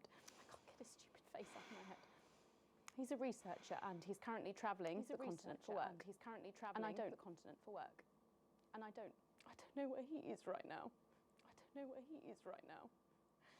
And I should imagine that there are many of you sitting at home tonight digesting this news, and you also have loved ones on the continent. In Urkistan, or Havia, or San Palmerino, or Kronislava, which is where David was when I last spoke to him 3 days ago. So when I tell you I know how you are feeling tonight, believe me, I do. But I also know that there's a flow to events. I see it every day here. I know that although tonight it feels like we may be in a time of fear and darkness, we may actually be at the break of a new dawn. We don't know that yet. We can't know that yet. But together we will find out. And I will be here every night, feeling what you are feeling. And with your help, maybe we can all get to that brave new world. My name's Megan Wolf. Let's make tomorrow better. And we're out. I've got people ringing round, but the telephone networks are overloaded. What do you want me to do? I can't do anything. That wasn't highlighted for a second. That I couldn't click that for a whole like 10 seconds. Whatever game. I swear C was not highlighted. I could not select it.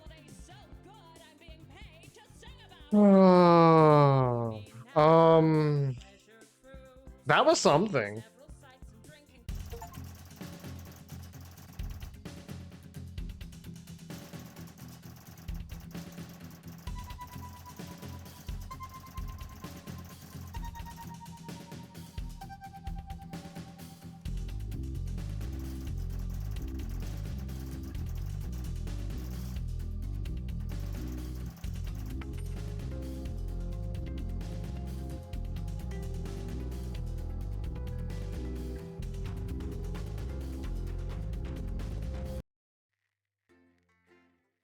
Man, this game just, jeez.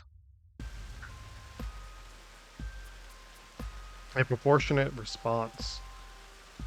The rest of your shift passes in a blur with the same words going around and around in your head. Operatives working for advanced detonated nuclear explosives. Initial estimates put the death toll into the millions. Did this really just happen? You pull into the driveway with no memory of the journey home. The light in the front room is on. Clearly someone else is still awake. The door cracks open into the living room and you find Sam sitting there on the sofa, staring at the TV. The screen is off and they're clearly lost in thought. You take a seat beside them and put a reassuring hand on their shoulder. They don't look at you, but they do reach up to take your hand in theirs. Now you're closer. You can see Sam's face more clearly. You see a look you've never seen before. Chris and Susie, they're both... I know, what do we do? What the hell can we do? The bastards killed Chris and Susie. And millions of others, all because of their fucking war, which we never asked for. Where there should be tears, there is only fire. Pure, raw fury. They're manic now. I hate them, Alex. I know you've never been a fan of Advance, but after this, they're monsters. I need to know. I need to know you understand that we can't just be indifferent. We need to actually do something. Advance was necessary. I'm glad they were prepared to do what we need to protect us all. I don't think it's that simple. The country is suffering. This war has to end. Nothing can justify what they did, and anyone who tries is just as bad as they are. Relief spreads over Sam's face like a wave, and they collapse against you, clutching tightly.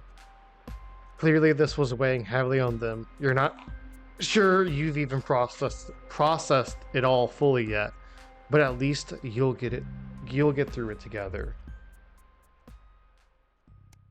I didn't expect this game to get so like dark, if that's how you want to describe this. A final farewell. The last week has passed in a blur, a rush of things to do, but immediately forgotten. Your memory clouded by a dark fog. 9 days ago since the so-called Liberation Night and the beginning of Advance's new future. You weren't the first ones at the church today. You were staggered by numbers of people who have come to mourn with you. Everyone here for the same reason, sharing the same pain, the same sense of loss. It's written all over their face, much as it would be on yours. You step away from everyone, needing space to gather your thoughts. Your little girls, Susie and Chris, too, both just gone. Sam has said little since that evening, clearly still in shock. Not that you could blame them. You haven't been much better. Sam appears silent and squeezing your hand tightly in an act of desperation, seeking comfort, and you squeeze back. Some small piece of you can't help but wonder, are you partly to blame? These scars will not fade quickly. There hadn't even been coffins to bury.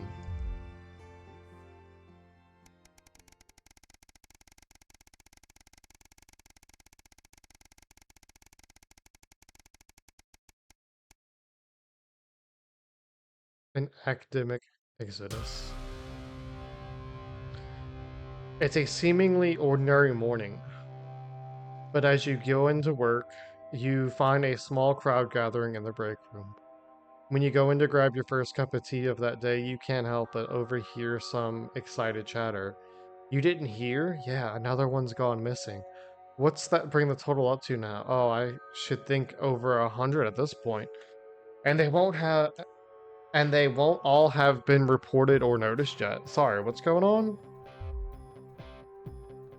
An excited young woman turns to you and begins to explain. Another professor went missing from Queensview University. With all the other experiences over the last year, scientists, doctors, researchers, she pauses before lowering her voice to whisper. It's clearly Disrupt targeting the people speaking out against them. I've even heard Advance are struggling to prevent further. Deep, familiar voice from behind interrupts. What exactly is going on here? A silence overtakes the room as you all turn in unison toward the doorway. Bozeman. I thought his name was Bossman, by the way. I thought it was Bossman.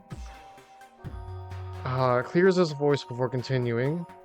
I've told you before, I don't want to hear about these so-called disappearances. Come on now, Advance have been very clear that they're nothing to worry about. Which means they're not a problem, and unless they start classing cappuccinos as intellectual, I don't think anyone here has anything to worry about. Best get back to work.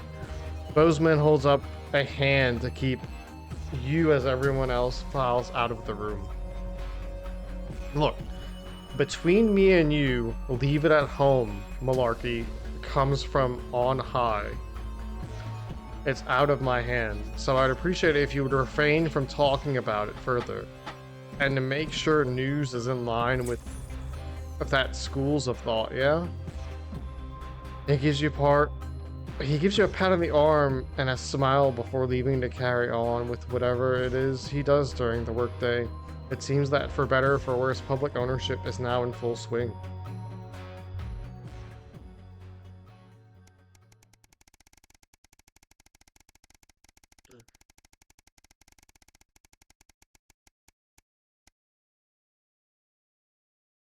A career in the making. You drum your fingers on the steering wheel impatiently as you wait for Charlie again. It's great he's enjoying Cohesion Cadets and is so enthusiastic, but Does it really need to stay behind every week to help? It's your Saturday evening too, after all. Finally, you see him exit the hall, a grin on his face.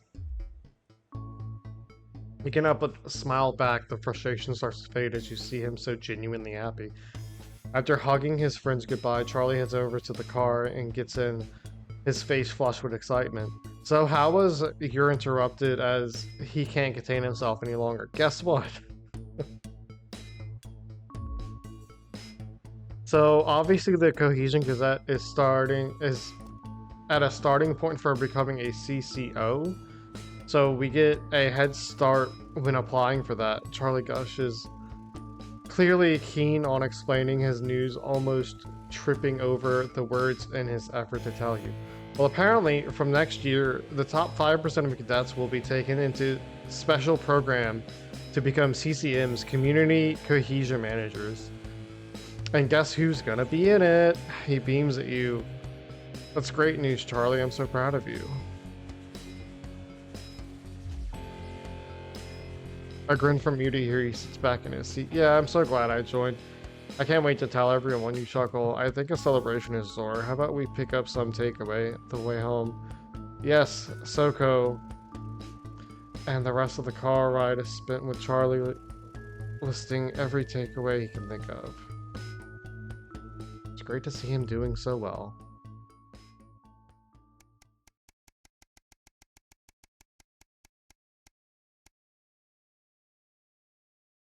A spark to light the flames. Uh-oh. You're surprised to find Sam in bed next to you when you wake up. They must have gotten very late last night from drinks with the folks at school. You decide to let them sleep and enjoy a lazy Sunday afternoon. With the house quiet, you decide to bring some breakfast into the living room and watch some TV while you eat. This is breaking news. Reports are coming out from across the country with large swaths of farmland went up in flames last night as part of what authorities are calling a heinous and well-planned act of terrorism by the group known as Disrupt. You drop your spoon back into the porridge and turn up the volume. In addition to food stores, which government sources have said will put a strain on universal menu centers worldwide, a number of CCO and civil buildings were targeted in last night's attack. According to Prime Minister Julia Salisbury, specific prisons and re-education and betterment facilities were raided, and a small selection of problematic and potentially dangerous individuals were forcibly extracted from lawful custody. You hold your breath waiting to hear if anyone got hurt.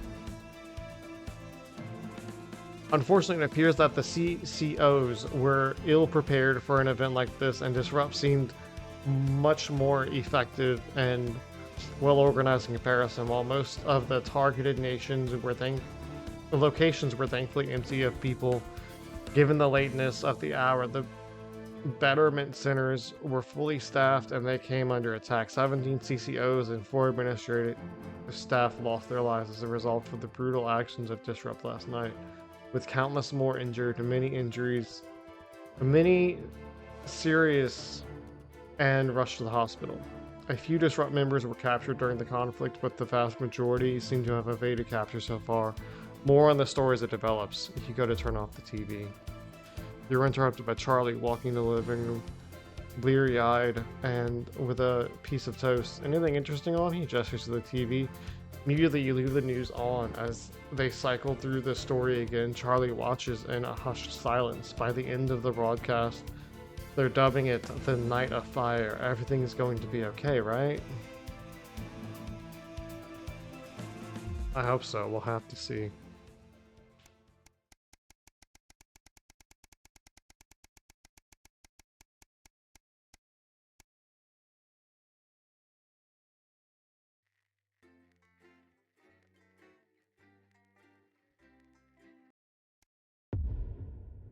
The Uprising.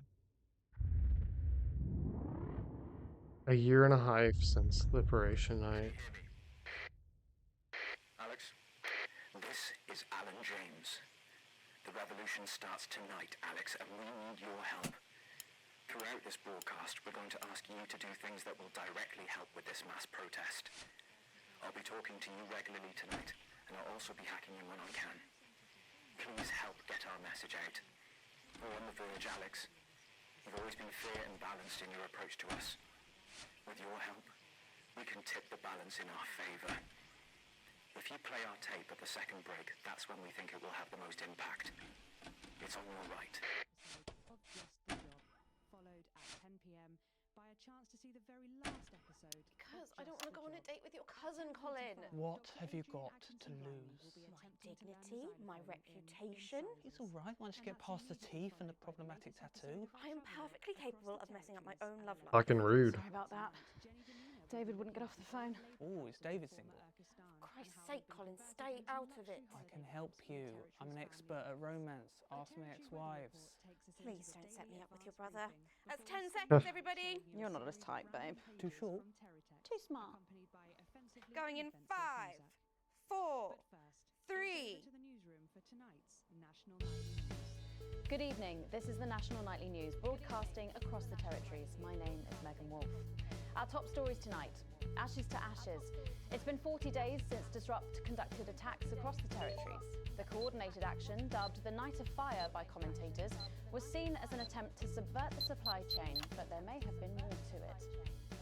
While emergency services were all kept busy at the agricultural centres, it seems a series of covert attacks was carried out, including the freeing of political prisoners and, sources say, several assassination attempts. The Department of Betterment have declined to comment. Food, glorious food. With the last of the menu centres opening in territories 5, 8 and 14 today, Advance confirmed that the programme is now in full operation, providing free food for every citizen of the new future. What started as rationing during the 20-week war has blossomed into a social contract that is the envy of the unawakened world.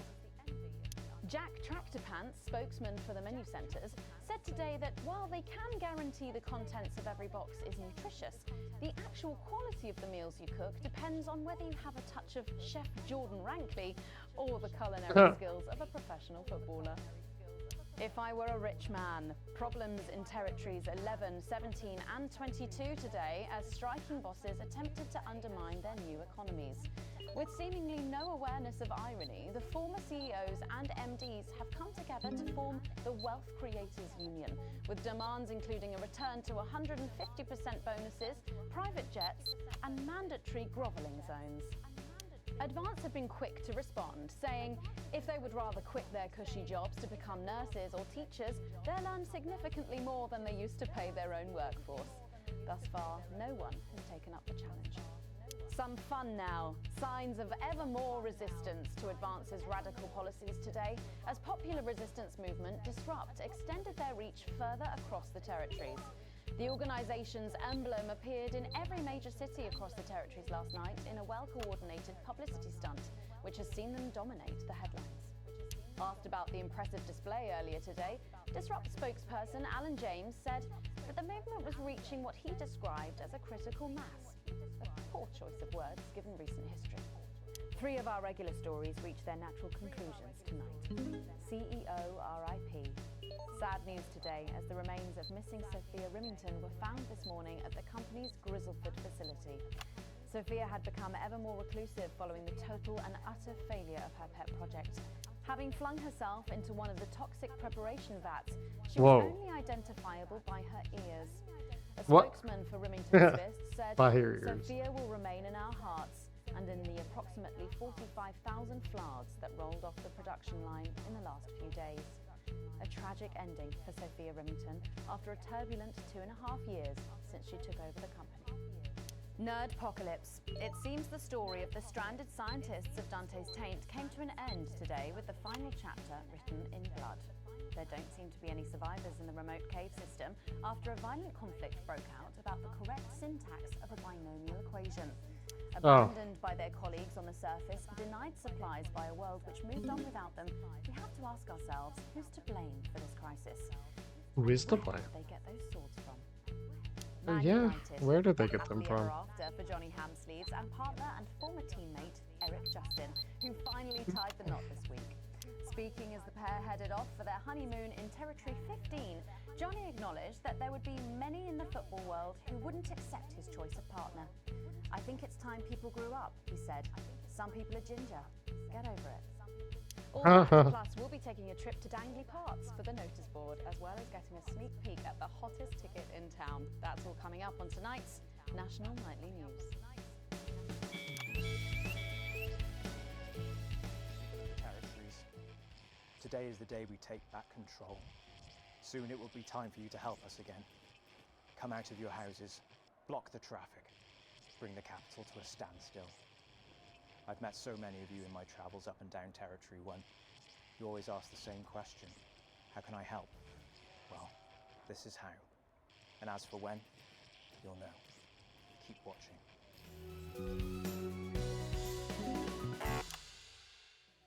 But first, 500 days after the loss of a fine leader and a great man, the start of tonight's programme is dedicated to remembering and celebrating the life of Peter Clement. Patrick Bannon is live from Parliament Park, where Julia Salisbury will be breaking ground on what will soon be a memorial garden in Peter's honour. Patrick. Listening to that old bitch lying through her teeth about missing that poor bastard. Patrick. I don't know what I'm going to do. We're live. Because I'm not being funny. Things were better with Peter, weren't they? Patrick. They were, and I don't mind saying Peter weren't. Because he held her back. But now there's no stopping her. Hello, Patrick. We're Of live. course, can't say that, can I, Francis? No, not with public ownership. No, not with public anything these days. She's lost it, mate. She's completely off the rocker. She's lost it, mate. I heard from an aide that... Hello, Megan. You join me here live from the what? Hello, Megan. You join me here live from the what? Oh. Seems like we've lost some signal there for a moment. Well, we will be going live to that groundbreaking ceremony just as soon as we can get Patrick back. Meanwhile, let me just say, I think the memorial gardens are going to be gorgeous. I've had a sneak peek at the designs, and Alana Marsh has done a fabulous job. Oh, okay, all right. It seems like we have got the signal back. We can now go live to Patrick Bannon in Parliament Park. Patrick. In Parliament Park. Patrick. Thank you, Megan. Thank you. I'm Megan. Patrick Bannon, and we are Mhm. indeed live. Here. Apologies for the technical difficulties there, but any moment now, Julia Salisbury will step out on stage behind me. Alex, Bozeman here. The boys in editing have just informed me that the eulogy footage isn't fully cut together yet. You're going to have to do it on the fly. For goodness sake, make sure you make it look good. Slowly gathering since this afternoon. This is Alan. You can undermine them here and help us win hearts and minds. Make him look bad, Alex. Really bad. And it seems like the ceremony is getting underway. Here is Prime Minister Julia Salisbury, the picture of elegance to begin her address. Good evening, fellow teammates and friends. 500 days ago, all of our lives changed irrevocably. Still reeling from the triumphs and tribulations of Liberation Night, another great loss befell the people of these newly united territories. The loss of a leader, a statesman, a dear friend, and a hero. Peter Gordon Clement. Peter's death at the age of just 62, of course, announced by the team on the 24th of December, just 6 weeks after Liberation Night. Born to a working-class family on a housing estate in Rotherham, Peter first trained as a carpenter before getting his start on television. First moving and building scenery, and then developing into the personality that we all knew and loved so much. Just the Job first hit our screens over 25 years ago, running for 11 series, winning multiple awards, and charming audiences up and down the country. Peter taught us, all of us, not to be content with the way things are, not to accept inequities, no matter how small. But he also taught us what it took to fight them. Courage, integrity, empathy, integrity, and hard bloody graft. Across a career spanning 3 decades, Peter Clement was known for shows including Wake Up, It's Saturday, and much later Late Night Chat show PT, which at its peak drew millions of viewers. Peter was by no means a saint. Trust me, he once told me he had more regrets than he'd had stolen dinners. He always did have a knack for a turn of phrase. But it speaks to the strength of his character that he chose to share with us his mistakes alongside his achievements, his faults as well as his talents. Peter had the heart to give it all he had for the people of these united territories. Famous for his potty mouth, it's estimated conservatively that Peter Clement uttered over 1.5 million swear words during his career, though some sources put this figure well in excess of 2 million F-bombs alone. Gripped by illness as he was in the weeks and months leading up to Liberation Night, he wasn't the man we loved. But his eyes still twinkled with that familiar joy for life, that spark of wit and wisdom of a life lived for others. Prime Minister Clement, of course, died from apparent liver failure after suffering from the long-term effects of alcohol abuse. I first met Peter nearly 20 years ago. Moments before I was supposed to give a speech. Not unlike this one, actually. Only I'd spilt coffee all down myself. I was young, nervous, desperate to be liked, and from behind me I heard, "Christ, Pet, you've either pissed your kecks or sprung a leak, but either way you got a problem." And before I could even say a word, he stripped off his dry trousers and insisted I took them. That was the sort of man that Peter Clement was. Kind, compassionate, sensitive, a brilliant thinker, a natural leader, but mostly a good man.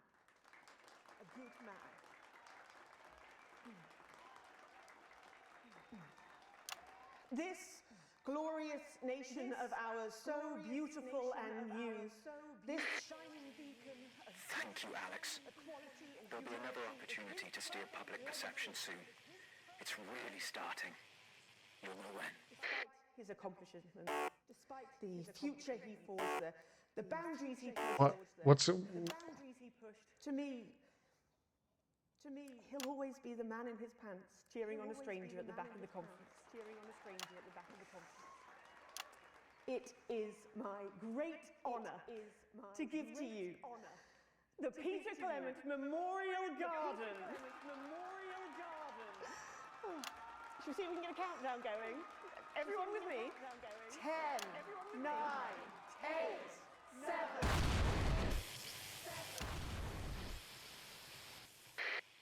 Now, Alex, control the message. I'm not leaving, I can't! Oi! I'm not leaving, come with me! Don't panic! Help us! Don't panic! Help me! You're hurting me! Well, stop resisting then! Okay. Stop resisting then! Okay. I'm not resisting! You'll stop! I'm not resisting! Turn the camera off! National Night News. We have the right to be here. I said turn the fucking camera off! I said turn the camera off! Look at me. Stay with me. Help me. Stay with me. We've got you. I've got you. I've got you. Just stay with me. No. Stay with me. I need help now. Please. Stay with me. Please.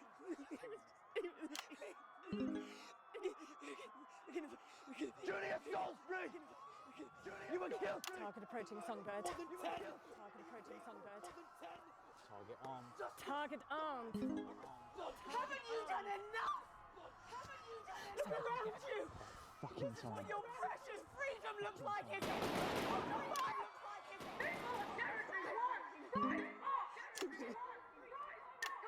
Stop fires! Break windows! Draw them out! They can't stop us all! Resist! Destroy! Lower your weapon! Focus is secure. Enter close rotation, boss. Go on, click. Now. What are you doing? Come on! What are you doing? Come on!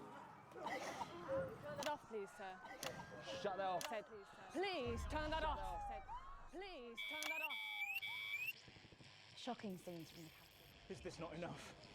You've just seen them execute unarmed civilians, people like you and me. So why are you watching this? Why are you not in the streets with us tonight? What will it take for you to get up and be a part of this?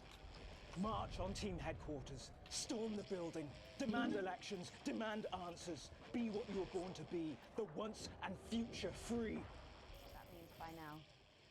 Don't go away. We'll be back after this. We'll be back after this. Thank you, Alex. From all of us, you're doing great. Crazy Neil with a 25 years of crazy success deal. Mrs. Neil loves money. What do you love? Different tonight. Here, buy yourself something nice. Buy yourself something twice as nice. Buy yourself something thrice as nice. Get yourself down and take some money from Crazy Neil. Pamper yourself. I love these Crazy Neil adverts. They're great. Mrs. Neil, come on in. Tell them about our thrones. Got big thrones. Big thrones for big butts. Here, have some money. The more you save. We've got bigger thrones. Mansion thrones. Thrones you can throw at stones. Stones as big as thrones. What do we got? Thrones. We got tons of thrones. We got thrones to put in your hallway, to put in your stowaway, to put in your doorway. What do we got? Oh, doorways. No, thrones. Thrones. Doorways, no, thrones. Oh, gold-plated strawberries. Gold-plated helicopter. Gold-plated jet plane. We've got gold-plated gold. We gold-plated. Oh, that's amazing. Alex, during this next section, a cameraman working in the newsroom who's one of us is going to get a coded location out. We don't know yet which camera he's on, but if we find out, I'll let you know. Just keep your eyes out for the fist and try and keep it on the air for at least 5 seconds. Our operatives will do the rest. Yeah! Mrs. Neil, come and take this away and This is your new makeup artist, Craig. No.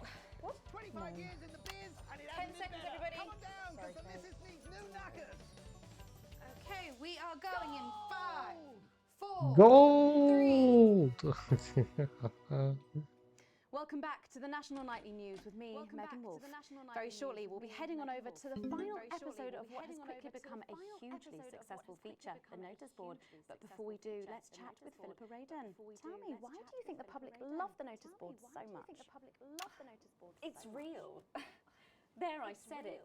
It connects with people. You know, people look at us and they say, those are real people struggling with real problems. That's a really interesting point. Yeah, I mean, I was saying to my PA secretary as I got out the limo, I was saying, it's good for people to see normal, authentic people like them on TV. People like you. Yeah, precisely. People like you. Unfortunately, then I was interrupted by some dreadful wretch who wanted an autograph, but a swift kicking from security soon put him back in line. Yes, well, I think it's really good that our screens are filled with such relatable stories. So, the Notice Board is coming to an end after a sensational time at the top. What do you think has made this show so successful? It's a combination of so many things. My hard work, my talent, my look. Wow, you really have a lot to thank you for. Hey, hey, hey. You have a lot to thank you You're for. welcome. Hey, hey, hey. We've just heard our man's on camera 4. I have a real sense of responsibility now. You know, a sense I've been entrusted with something precious. Get back to the interview, Alex. Use that platform for good. I think that's really important, that we should use this platform to do good in the world. I agree. That's exactly it. So I've decided to help as many... Excellent work, Alex. That's the location shared. Next, you'll need to give them the go. Is that better access to education or reducing child poverty? No, by adopting as many as I can get my hands on. Oh, okay. How many children have you adopted? We're well into the double figures now, Megan. I stopped counting in the late 30s.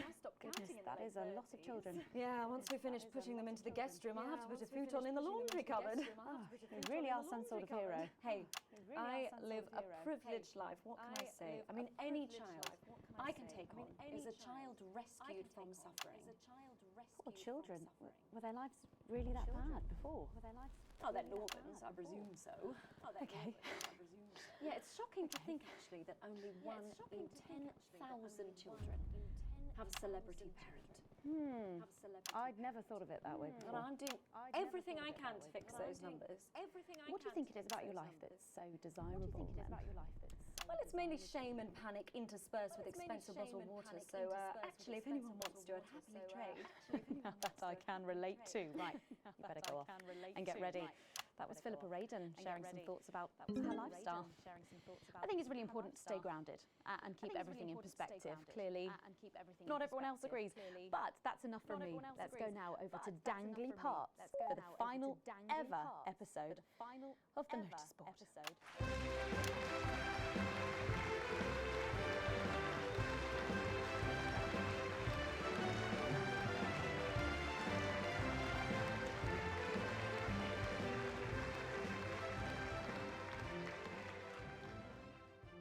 What a day! First the tea morning, and now to post this notice. I don't know how I managed to cope with it all. Oh wait, perhaps I do.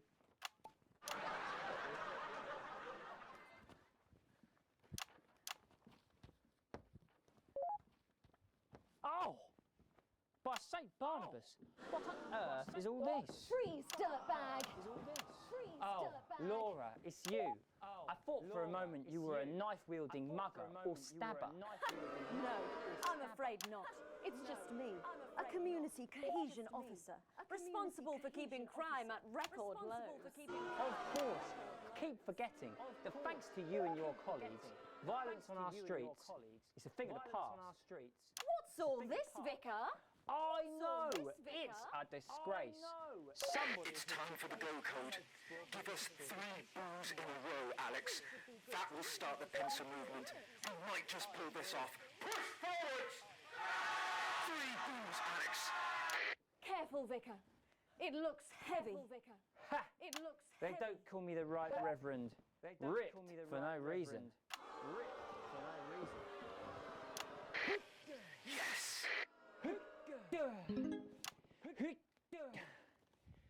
It's no good. It looks like all those crucifix classes were a waste of time. Perhaps you, a young CCO, would be able to use it. 2 for 2. Fantastic.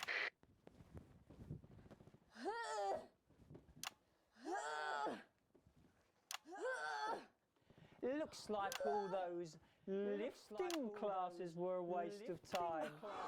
It's too heavy, even for me, a strong and You did it, Alex. We're good to go. Charge! to lift this. Did someone call for the best firefighter in town? Hi-ya! Well done, Captain Evans. You're so much stronger than us. Especially me, the weak old man. It's the least I could do for my community.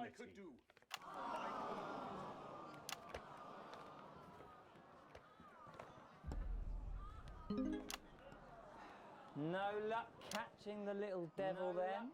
Unfortunately not. The ferret struck again last night. When Ray opened the post office this morning, he found that every single stamp had been pre-licked. Ew. Some people have no decency. Sadly, if we don't catch him before tomorrow, we may have to cancel the village fete. Don't worry. We won't let that happen. Will we, Vicar? No. Laura, tell me, why do they call him the ferret? Some say it's because of his sneaky nature. But really it's because whenever he strikes, he always leaves behind the foul stench of urine. Never fear, officer. We'll catch this pissy nuisance and save the village fete. Or my name's not Captain Danger Evans. The community cohesion team are doing their best, but they simply don't have the smarts to solve this mystery. But I know someone who does. Someone who's about to blow this thing wide open. Me! Blackout!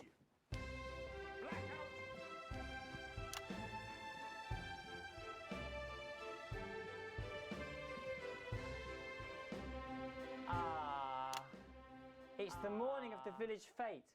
Thanks to theatrical convention. I sure hope everything goes to plan. Oh, look! There's Mrs. Craven setting up her cake stall.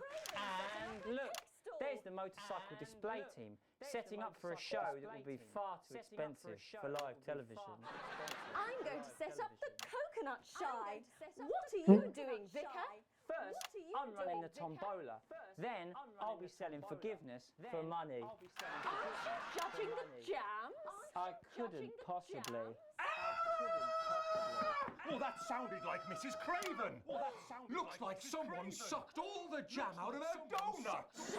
Damn ferret has struck again! Whatever are we to do? Although I'm very competent, I have no idea how to solve this case. I guess we'll just have to cancel the fate. Hold it right there. Ferret. Me? Have you been drinking from the fire extinguishers again? Not you. The vicar. I don't know what you're talking about. Admit it. You wanted the village fete cancelled so you could have the day off, didn't you? I already have to work Sundays. I shouldn't have to work 2 days a week. I shouldn't have to work 2 days a But week. how did you know? Well, my first clue was the smell. Yes, I do smell of urine. Next, I noticed that the vicar's tongue was particularly dry, almost as if he'd been licking thousands and thousands of stamps. Or perhaps eating Mrs. Craven's baking. Which brings me on to my third clue. The vicar said that he had no more room. Almost as if he'd had his fill. Precisely. But you managed to figure it all out from that? Well, I also found this at the scene. Ooh. That proves nothing. Get him out of here, officer. You did it, Captain. You could say you ferreted him out. Hey, come on. Let's go and have a party in my massive garden. I am doing well. Thanks to you, we're all doing well.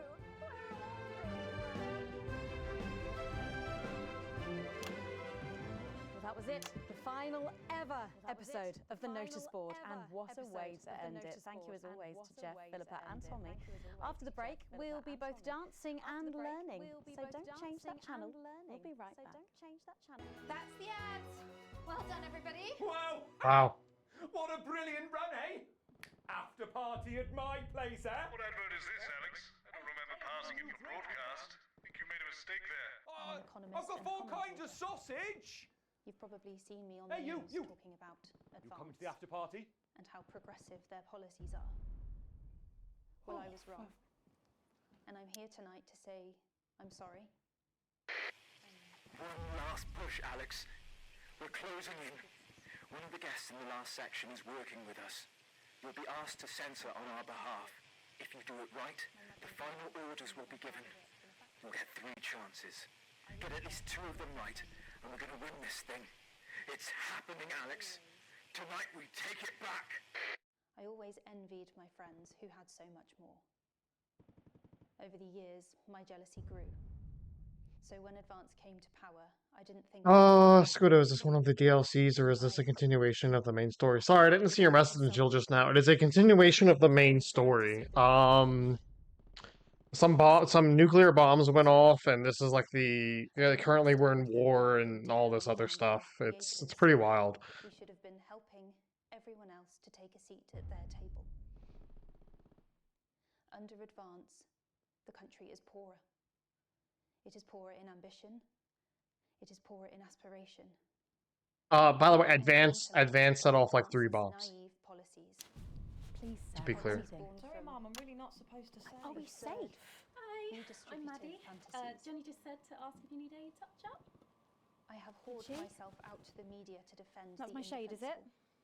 Yeah. This is my I have shade. betrayed my parents. I see that now. Mum, Dad, You can run back to I'm Jenny. sorry. What the fuck? Only hope. Sorry about that, Sarah. Nothing you can tell me. only At all, like at all. They've said no one's died, Now that's all I can lies. say. 10 seconds! What's wrong with you? She is in tears. Ugh.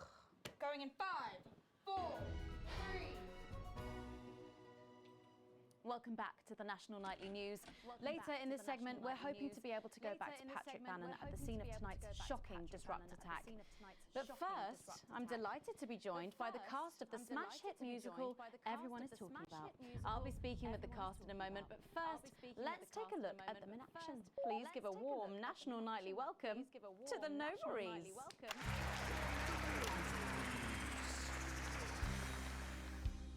Hello? Doctor? Yes, I see. Thank you for letting me know. I have a decent life. I'm a happy, loving wife. And my job is well paid and fulfilling. I have a husband, John. He's due home soon, won't be long. And I have to tell him something that is absolutely chilling. We share coffee in the morning, and we make love every day. We take time alone together to talk and laugh and play. We prioritize our needs. We do charitable deeds. But the flowers of a happy life are now beset by weeds. I'm home. Oh, darling John. Oh, dearest John. There's something very wrong. I've just had a conversation with our doctor, David Watts, so please be seated. This news will make you feel defeated. The scans revealed a lump. You poor unlucky chump. Is it cancer? Worse, oh, John. We're having a baby. That's goofy. Oh, woe is me. Why has this happened to me? I always wear 2 condoms for the maximum of Safety in our tiny flat. We built a peaceful habitat. Now our lives are fucked. We're having a baby. Now you can't have any wine at book club. And there won't be any time for foot rubs. Now your hair will stink of weed. And you'll start to disagree. And forget about that holiday in Territory 3. No more waking up at 10:30. In fact, you're never going to get a good night's sleep again. No more snap decisions to go on to a club. You'll be lucky if you even make it out to the pub. Why can't we be more like our gay and lesbian chums? The only glue they have to deal with comes from personal bums. Now when I take a sick day at home, The parasite won't leave you alone. how he's grown. Oh. We're our top priority. I look after you, and you look after me. Ain't no trouble and strife. We got a childless life. No one wails and no one walls. No one draws things on the walls. A happy husband. A wonderful wife. We got a childless life. We're having a baby. We're having a baby. Changing nappies daily. We're having a baby. No more weekends by the coast. Now your kid is uppermost. It's more than a passing craze to have childless days. We're having a baby. Food and drink thrown everywhere. Death trap toys at the top of the stairs. Every parent prays to have childless days. We're having a baby. No more stars and no more. We're having a baby. 18 years old, bills and leaves. Time for a whole new phase. We're having a baby. Damn, I was trying to do it in the exact beat that I saw it flashing.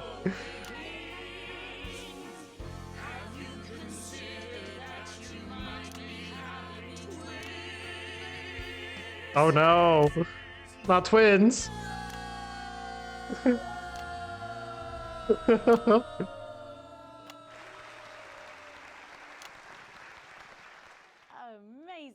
The Novaries there, treating us to their opening number from Elegy for a Childless Life, which is currently the hottest ticket in the Capital Theatre District. And we'll be touring the territories later this year. Mhm. Then come on, you lot, come on down, let's go, don't be shy. Hello. Hi, Megan. It's an honour to be here. Oh, really? Are you fans of the show? Used to be. Well, listen, let's get stuck in. Your amazing musical. Now, I mean, not only do you perform this show every single night, With matinees on Wednesday and Saturday. right, but you're also the show's creators, am I right? Well, everyone contributed their ideas, and then some of us went away and did the actual work on the script. But no, it's very much a team effort. Oh, that's fantastic. How rude of me. I've not introduced any of you. I'll be the one being replaced next. Let's go down the line, shall we? Hi, I'm Jack. Oh. Hi, Jim I'm Blunt. Jack. Pleasure to be here. Jennifer Boren Woodley. Hello, I'm John Satley. Used to be in the business professionally. My name's Jill, with a J. And I'm Janet. I'm the youngest. And I'm Janet. That's incredible. And you were all friends previously. I mean, what a coincidence, right? I mean, what a coincidence, right? With your names beginning with a J. With your names beginning with a J. Oh my goodness, guys! Our names all begin with J. How have we never noticed that? Because you haven't typed them out 1,000 times? You knew? Why didn't you say anything? I thought we all knew. It's bloody obvious, isn't it? I just thought we were doing a funny thing when we never mentioned it. And I believe as well as being friends, also I believe as well as being friends. In real life as well as in the show. Well, not exactly. I'm not married to him. I'm with Janet. And I'm with John, you lucky bean. Jim and I are married.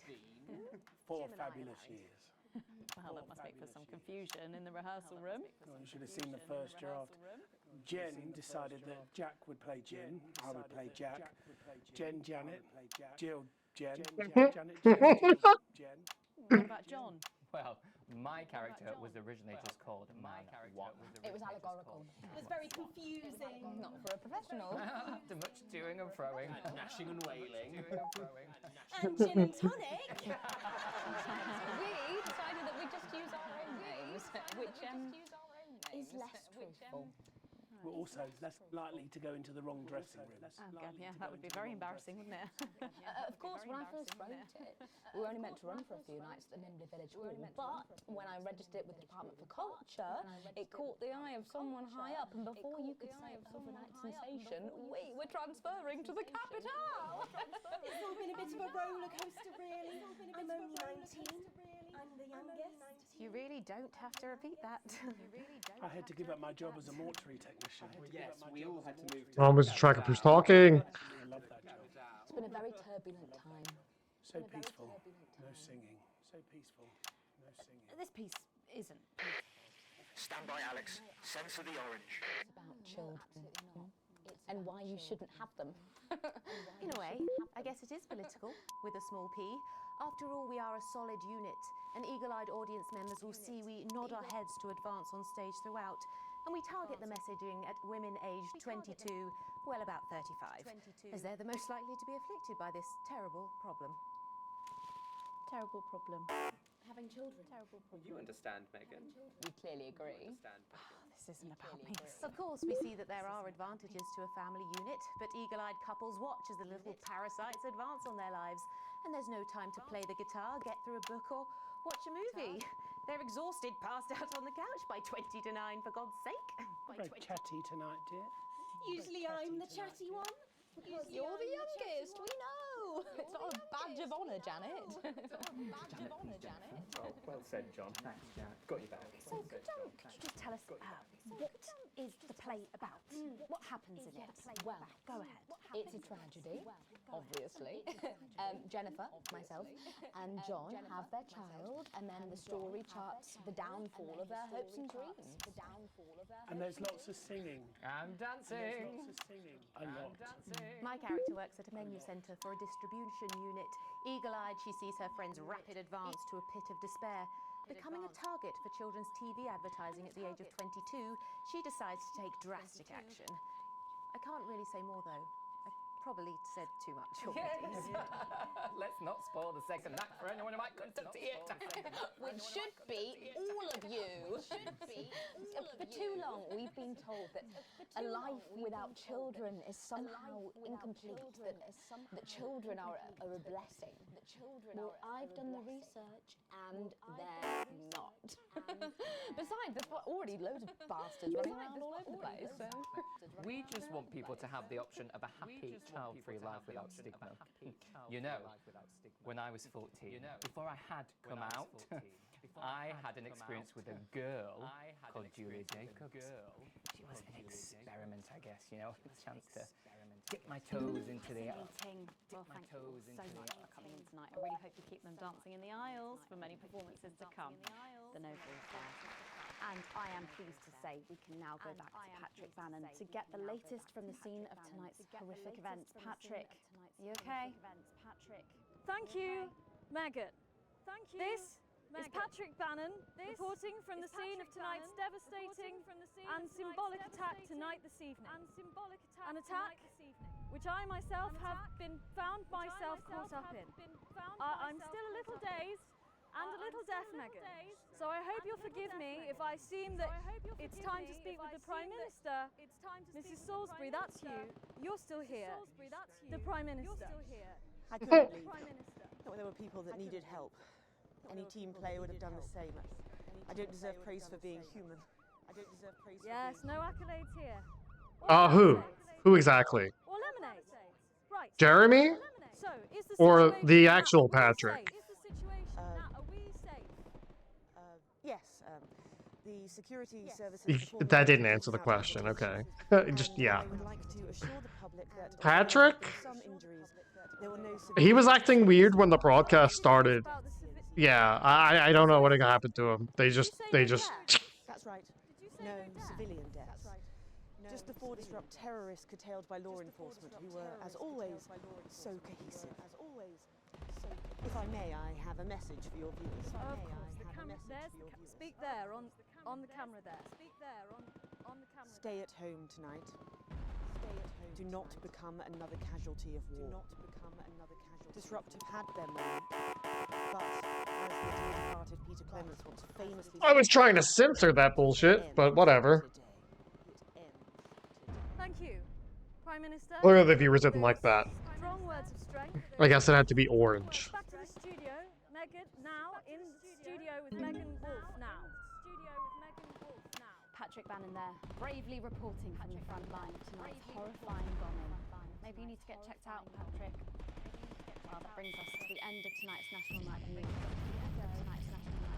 Victory is in sight, my friends. You have mobilized. You have come together. From our agents at the television networks risking arrest and getting those words to you, to the many hundreds and thousands gathering to invade team headquarters. As I speak, we are turning the tide, and it is time for change. Tonight we topple their regime, and we also silence their mouthpiece. Channel 1. Time to wake up. Out from the shadows, and they are not the overwhelming force they would have you believe. The military have been actioned, and well, it's pretty scary out there tonight, so stay at home and stay with Channel 1, because the team has assured this Oh my program fucking that goodness. turbulence will soon be over, and we'll once again focus our minds on building the new future with equality, fairness, and resources for all. My name is Megan Wolf. Let's make tomorrow better. Damn it, Alex. Tonight is the beginning of the fall of advance. Fighter jet, 11 o'clock. Woo! Permission granted, old friend. We are going to detonate. Look out your window, Alex. See what you helped make happen. She's coming down.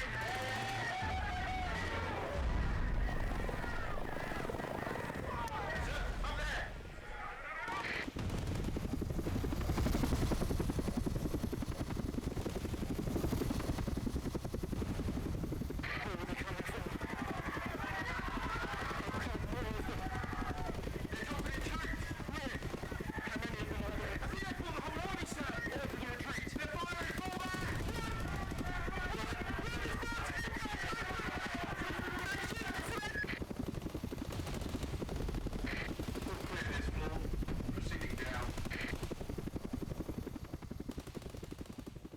Well, shit.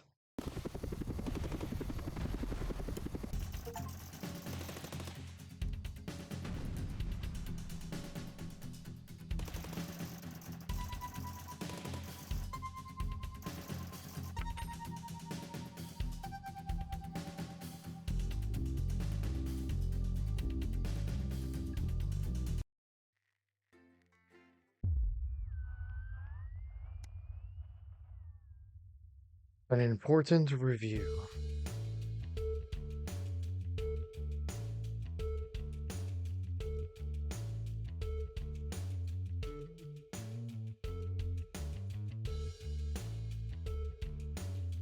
Alright. You arrive at work a little early despite a stressful journey, and you still aren't quite sure of everything that happened. Though if the swarm of CCOs all over the building is anything to go by, this isn't just a normal Channel 1 matter. This is a confirm that you are informed you need to speak to Bozeman immediately and are escorted to his office. You sit nervously outside waiting for your boss. A few minutes later, the boss man arrives, just filled and with a stern look, CCO in tow. Ah, yes, Winston, good. This is Specialist Ables. She will be observing this interview. Please come inside and take a seat. The ruddy-faced man bustles into his office and leaves the door open for you to follow. The few times you've been here before, it was immaculate with everything in its proper place. Not so today. It must be serious for Bozeman to be this flustered. So, Alex, do you know why you were here today? Bozeman's eyes are sharp and his gaze is fixed on your face from across the desk. Ables is standing behind you out of sight, but definitely not out of mind. Not really, no. I wasn't involved with any of what happened yesterday. I assumed it had to do with that disrupt last night. What happened last night was nothing short of cumulative and heinous and outrageous campaign of terror that Disrupt have been reaping on this nation and its territories. Bozeman shoots a glance behind you to your left where your CCO observer is standing, and it is, of course, our duty to root out this rot, or wherever we find it, to prevent anything like this from happening ever again.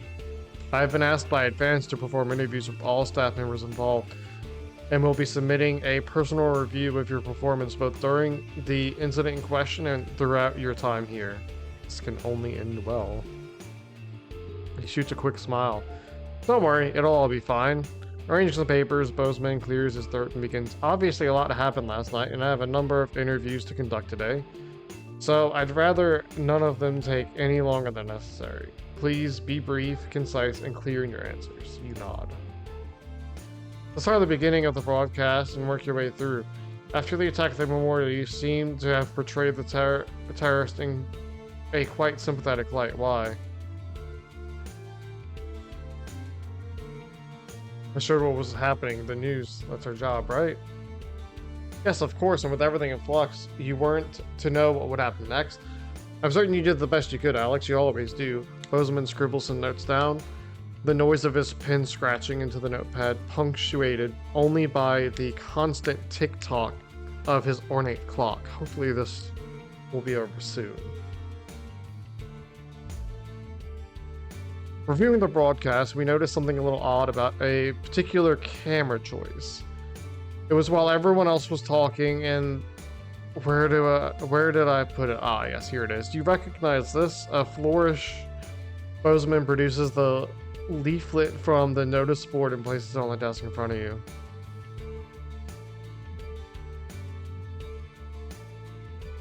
I assumed it was part of the set. Why else would it have been there and on camera? Well, it makes sense. You aren't responsible for maintaining the set. You can only assume that what's there is meant to be there after all. You get the feeling that at least some of the above was for the benefit of the CCO in the room. Thank you, Alex. And again, Abel's benefit. You're so loyal. Not exactly subtle there.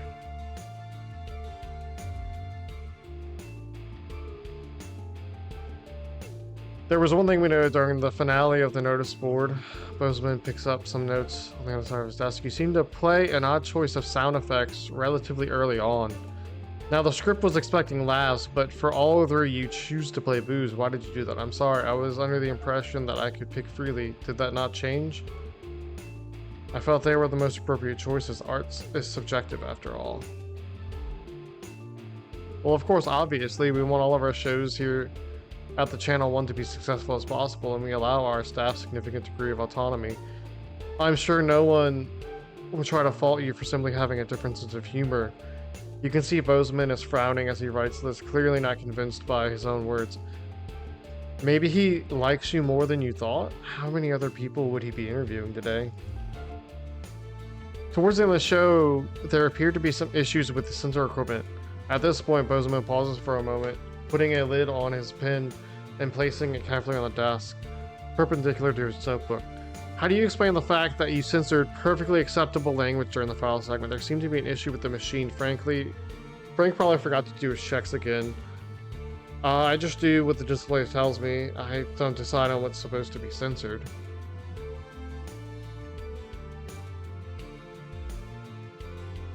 I suppose it's certainly possible the machine could have malfunctioned. Much more likely than the malfunctioning of such a competent employee.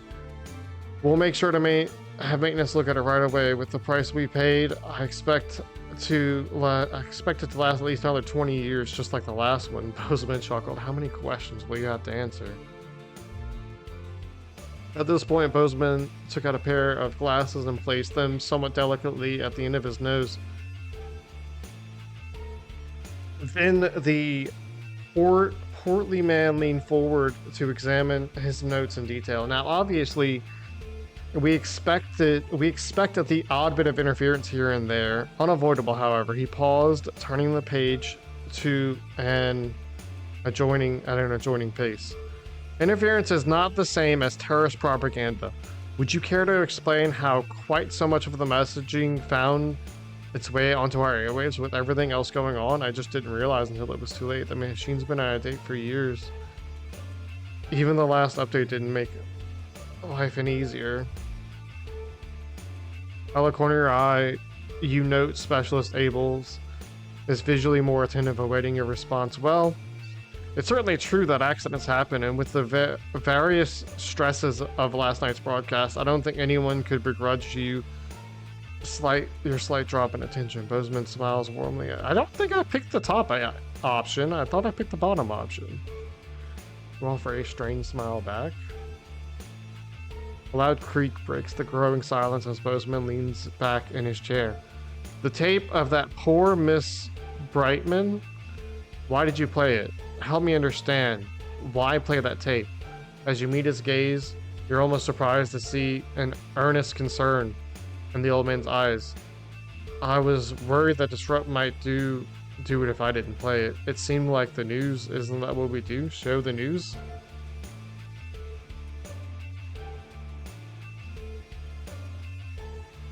That's a hard choice. That's a hard choice.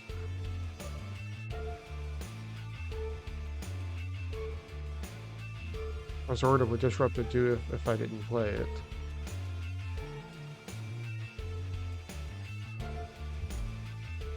He watches Bozeman slowly cleans his glasses before answering. Well, at the end of the day, you chose to do it, Alex. I don't know if I'd have done the same in your shoes, but I think it's clear enough that you thought it was the right thing to do, and that's all we can ask of you. He clears his throat and leans forward again, a smile once again on his face.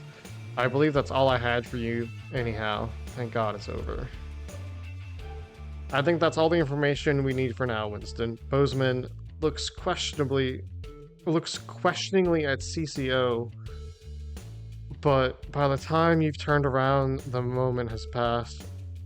Best you just get home for now. There's no work for you until we get the new satellite tower up, but of course, don't leave town. I may have more questions for you following the other interviews. As you leave, you see open hostility in Special Abel's eyes. Well, you knew there'd be consequences. Indeed. Well, at least I didn't get escorted out in like handcuffs and shit. A message delivered.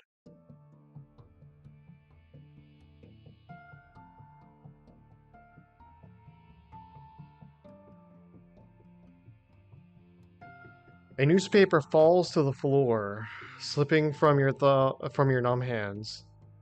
The headline whirling round and round in your head. Can it be true? How could this be true? How has it really been 2 months since that day? You find yourself back there, rushing back home after a particularly long and stressful day at work. You're already late, but you keep to the speed limit. There's no way you're going to hear the end of this. You could probably shave 10 minutes of time off your journey if you wanted. They're going to be mad either way, no point in speeding. Oh man, it's better than a lot, man. Better put the pedal to the metal. It seemed that everything's against you this evening. You had to stop at every traffic light, every stop sign, every junction between you and your destination. You're well over 45 minutes late by the time you finally pull up at the house, and only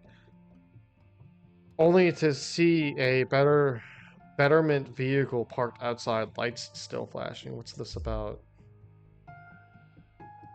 The CCOs are leading someone from your house to the van, and your son's voice is calling out for you. Then the door shut, and it's driving away, the spinning lights blinding you as your vision starts to swim. Charlie. And now you're in the break room. People at work have started avoiding you. Some of the show's crews started giving you funny looks. Bozeman's even been micromanaging you less than usual. It's just a misunderstanding. It'll all be over soon. Charlie had loved Advance, from the Go-Getters to the Cohesion Gazettes to the Cohesion Community Manager. He was on track to become. You and Sam had both gone to see him at the Betterment Center last week as soon as you'd been able.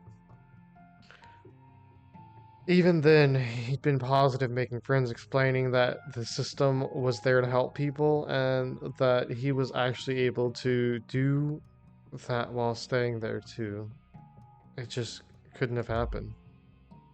That headline, 5 simple words in bold black text: disrupt, terrorist dies in Betterment. Winston was particularly violent, attacking a Betterment mentor. Died in the infirmary after fatal attempts at resuscitation. And the eternal question left unanswered: why is his fault? Was it his fault or yours?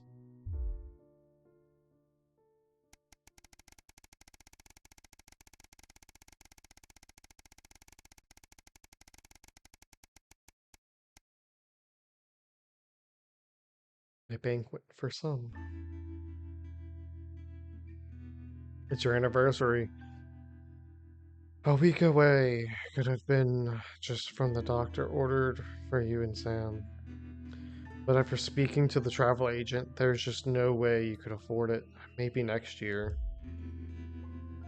Still, just because you can't have a holiday doesn't mean you can't make tonight special.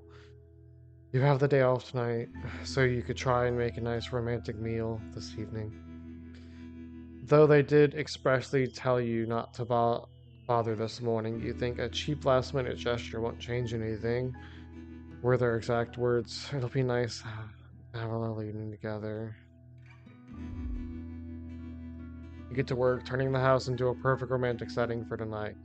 Everything's going according to plan. Sam's going to love it. Impatiently, you wait for them to arrive. You even had time to single-handedly clean the entire house floor to ceiling. It took hours, but Sam will appreciate it, and that's all that matters. You hear keys in the lock and put the final touches in place. As Sam steps into the hallway, you're waiting in the doorway to the kitchen, dressed in the nines, acting as nonchalant as possible. Alex, what the hell? What's all this? Oh my god, did you clean? And what's that smell? They give you a quick kiss as they step past you into the kitchen, where their banquet is laid out, candles lit. Oh my god, Alex, happy anniversary, Sam. Sam turns to you, smiling with tears in her eyes. Alex, it's perfect. You give Sam a kiss before pulling out their chair. The house never used to be this quiet. It's only since... She interrupts your thoughts, bringing you back to the present.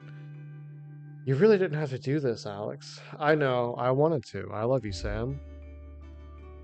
I love you too. They breathe, admiring the panoply of food you've prepared for them. Now, where on earth do I begin? They laugh as you pour the first glass of champagne of the evening. It's not the last. At least you've still got each other.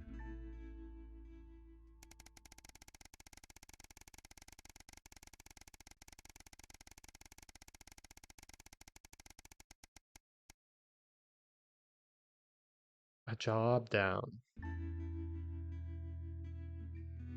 Everything's ready. You and Sam must have been watching. I've been trying to watch Bullet Man for years, but you missed it in the cinemas, and it's never seemed to be in stock when you try to pick it up off the VHS. Now you're just waiting for them to get home so you can start. You hear the front door open as you put a bowl of popcorn on the coffee table. We're all ready to go. Get your butt in here.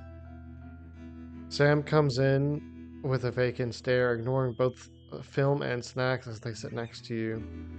You have to actually nudge them to break their stupor. Sam, what is it? I've been let go from work. Sam is just staring into space. Apparently, there just isn't a need for 2 nursery teachers anymore, and not enough children, so they can't justify the expense. Honey, I'm so sorry. It'll be okay. You'll find another place. No, you don't get it.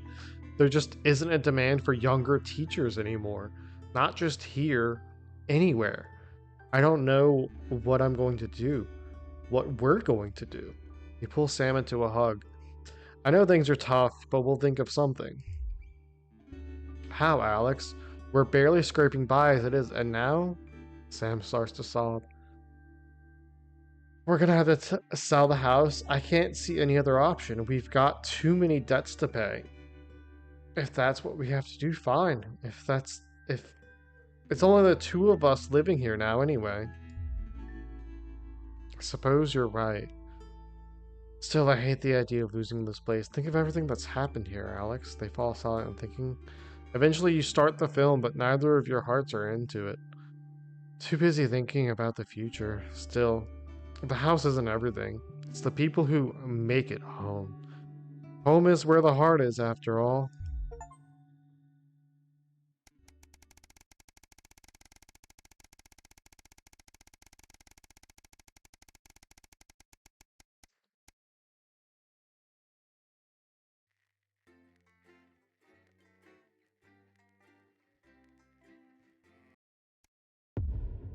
Alright, I'm gonna do one more segment, and then I'm gonna call it for the night. 3 years since the uprising. Hello, Alex. Here we are again. I know things aren't as exciting as they used to be, but Advance's Bring Your Daughter to Work Day initiative should add a bit of spice to the mix. We make do, eh? What's going on there? After the birth of their unexpectedly large family. At 9:15, it's what music is best. I guess I'm not gonna have an excuse for anything anymore. But I don't think I'm gonna need to worry about any weird propagandic transmissions anymore for now. At 10:30, it's the latest episode of our drama series Betterment, which tells the inspirational story of Emily Dennisworth and the brave doctors and technicians struggling. And this is to help her Jenny. shed her She's old the floor habits manager. and Hi, adjust to the Stacey. new future. Strong language and That's things of Colin. selfishness He, there, so not one for the kids. Too much. Don't talk to Colin. Incisors is at 11:15. Not getting involved and bring your daughter to work, eh, Colin? Nah, we don't believe in it. All right, come and sit next to Mum. By talking Believe to in several what? eyewitnesses Just and days. asking, how did it all go so right? That's followed by the territory Atta weather girl. report, advanced briefing, and She looks pissed. Explains so much. Okay, we are going in 5, 4, Put on your thinking 3. glasses as we go over to Megan and the team at the end. Good evening and welcome to the NNN. I'm Megan Wolf. And who's this, you might be wondering? Well, it's Bring Your Daughter to Work Day here at Channel 1. So I'm joined tonight by my foster daughter, Stacey. Say hello, Stacey. Go fuck yourself. Say hello, Stacey. Go fuck yourself. All right then. Here are the stories that matter to you. First up, with Advance confirming that the nuclear fallout from the 20-week war is to blame for the drop in birth rates across the territories, we asked you what keeps you going. I know that I, for one, was quite deflated when I heard about this, but reading all your submissions has really put the smile back on my face. This is from Sonia in Larkfordshire. I've had plenty of time to fill, so I've started a new hobby. Since I started knitting, I barely remember that 85% of the country is sterile. My record is a scarf. It's 124 metres long. Thank you for that. And if you've started a new hobby, do write in and tell us about it. Next up, you know how we love your uncanny comestible coincidences, and I don't know about you, but I think this one really takes the biscuit. I'm not sure what I'm more impressed by, Stacey. The things our viewers spot are the unbelievable way our menu centres are now able to feed every team member every single day. Greg from Poddington has sent us this lovely photo of their breakfast, saying, I couldn't bring myself to eat my toast this morning because I could swear it bore the spitting image of the great Julia Salisbury's relatable face. So I had to make do with a plate of butter and 2 spoonfuls of jam. Ew. Coming in. Do keep those coming in. Can you have a go? We've just got time for one more of your stories. And this one is an inspiring story of rehabilitation. That's it, just tell us who it's from. Yeah, and then read it out.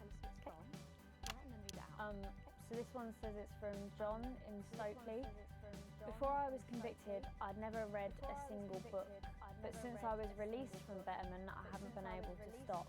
I'm even working at a library, and on our lunch breaks, Mr. Wordyworth spell checks my tattoos. We absolutely love hearing the way our neighbours and team members have been able to become better people. So do let us know your stories here. You can do this bit, Stacey. No, you're right. Come on, give it a try.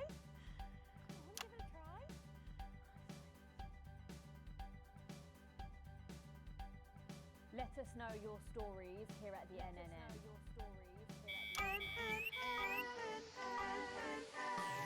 Right, bit of a change of pace coming up here. You'll need to use the S effect buttons for the next segment, but Advance have already selected when and what to use. Simple stuff. Just follow your government orders. Oh yeah, go fuck yourself, dude.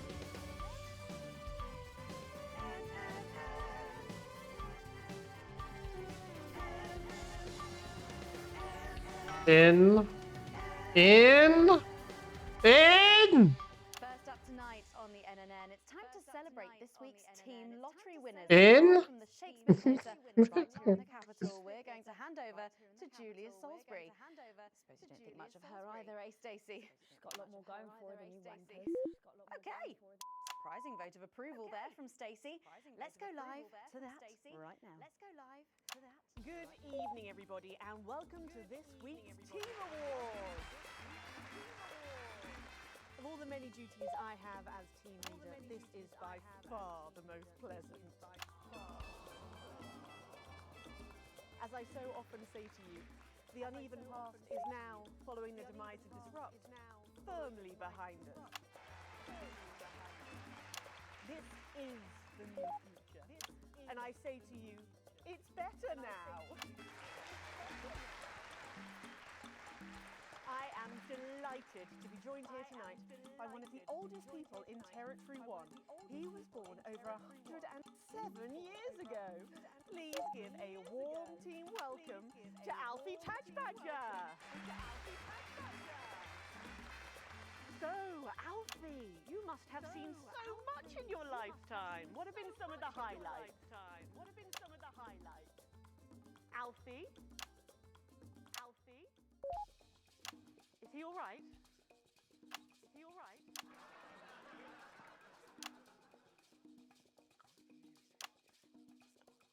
His hearing aid isn't turned on. Ah! Did you turn it on?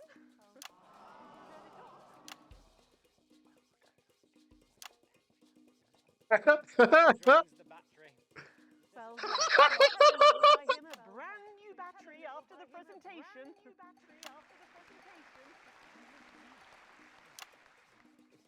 Yeah, he says that's fine then. She looks so fucking pissed. And I will help him with that. Yeah. If you would. Sorry, can't get the staff. We got it. So, Alfie. What? You're 107 years old. Oh, don't bloody remind me. Would you like to tell the audience what that's like? Where is everybody? Out there, in the dark. Oh, bless him, it's not just the ears. Who are you? 2 sugars, please. I'm Julia Salisbury, the Prime Minister. I like this story. Who are you really? No, I really am the Prime Minister. Oh. I really am the Prime Minister. You're a woman. One of Women can do anything men can do these days, Alfie. Can you piss standing up? I can't say I've ever tried. No, I didn't think so. 2 sugars, please, and not too much milk. Shall we get to the awards, Alfie? Are you going to ask me about my life? Well, I'm not sure we have enough time left now for that. So When I was 9, I wanted a pet, so I asked me mum and pap. There was no television then, back then, you know. We made our own entertainment out of coal and roadkill. Oh. Fascinating. So they got me a pet, see? But it weren't a dog. They told me it were a dog, but it were a stone. A stone? Yes. So I called it Patch, which was a popular name for a dog back then on account of the king having a patchy face. And I decided to introduce him to pretty little Gertie Thimble, who lived up the road. Oh, how romantic. She threw my dog in the river. What? That was the day I decided I'd never marry. And that's the secret to your long life? Oh no, I've been married 7 times. Divorced 8. There was a mix-up with number 3, see? Yes, I'm just lucky. Are we going back to the home soon? Soon, Alfie. First, let's turn to the reason we're all here, the weekly Territory 1 Team Awards.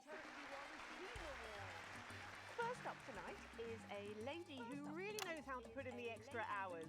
She works at a transition centre in Handel Bandlebury, and she has single-handedly allowed more families to unburden each other than any other nurse in Territory 1. In the uneven past, she'd have been locked up. Tonight, she is being honoured as a team player. Please welcome Daphne Snister.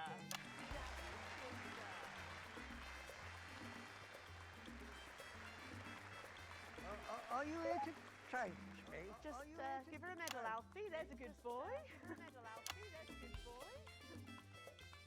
Right, got you. I mean, 2 sugars, please. And don't let it steep too long. I think you're supposed to give me one of those. Well, There he goes. Look. Can't get the arms up any higher than that. You'll have to go down, Mum. Oh. Thank God those fractious times are behind us. And now the territories are thriving. Are we in? As the actress said to the bishop. Yes, thank you. I've got it from here. Well done. Daphne Snister, everybody. Now, open your envelope and find out what you've won. Don't hold back there. She's tougher than one of Peter's homemade Eccles cakes. Got it. I've won a holiday for 2 in Territory 15. Used to be called San Palmerino, didn't it? I believe it did, yes. Why couldn't we have stuck with that then? It's easier to remember. We're all one nation now. Hang on a minute. Isn't it still on fire? Daphne Snister, everyone. Oh, what about my change? I've been in these wide fronts for 3 days now. We'll get to that, Alfie. Next up tonight is a couple from Farnley who, after a rocky start losing their family's ill-gotten gains to the Assets and Wealth Act, have really embraced the new future, setting up a community farm and petting zoo in their local area for all the local children to play. Please welcome Otho and Lobelia Jackson Randiganis. Oh boy. When I was in the trenches, Oh jeez. He's having a senior moment. way up north, so I didn't understand a bloody word he said. But he were my best mate. Should we just grab them personal? Probably for the best. And his best mate was Smudger A. Yeah. There was them. Fiddly Eric, Unstable Terry, and of course, Leggy Sydney. She were a girl. But she had a boy's name, so they shipped her to the front anyway. First girl any of us has ever seen, Colonel Huck. She's dead now. They all are. Oh. Smudger and Scotty never made it home. Fiddly got shanked in Frankfurt What? prison in an argument over an olive. And Terry, he exploded quietly at home. Sydney got a fatal skin condition. Scratched herself to death. What? Thanks, Alfie. Great contribution. So, Otho and Lobelia, a petting zoo. After we lost all our wealth, we discovered there were actually people who would never even own a pony.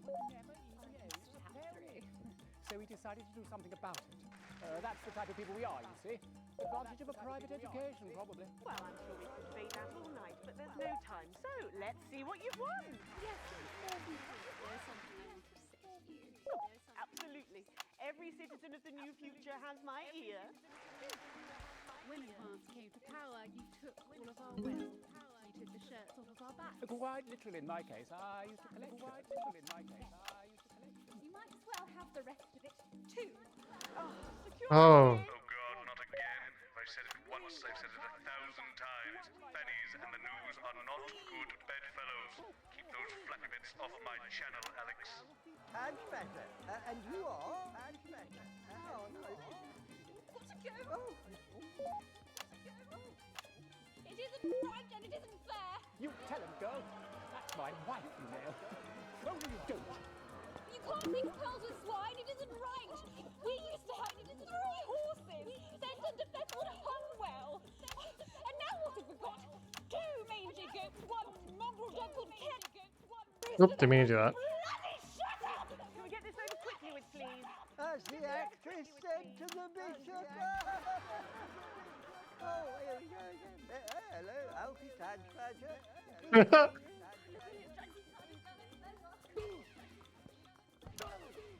Stop them! Oh, don't worry, love. I'll protect you. Oh,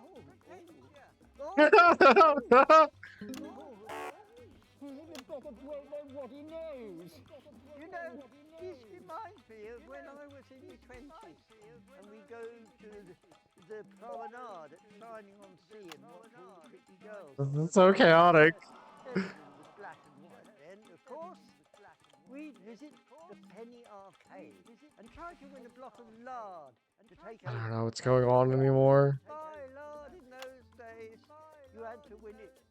Oh, it was so much simpler back then. Boys were boys, girls were girls.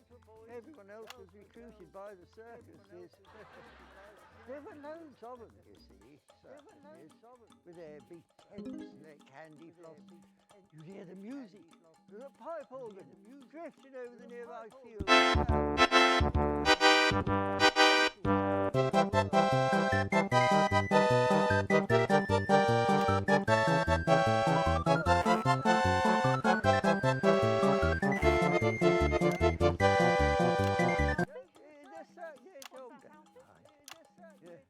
Just the teapot.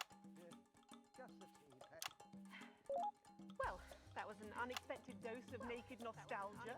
Some people can't let go of the past.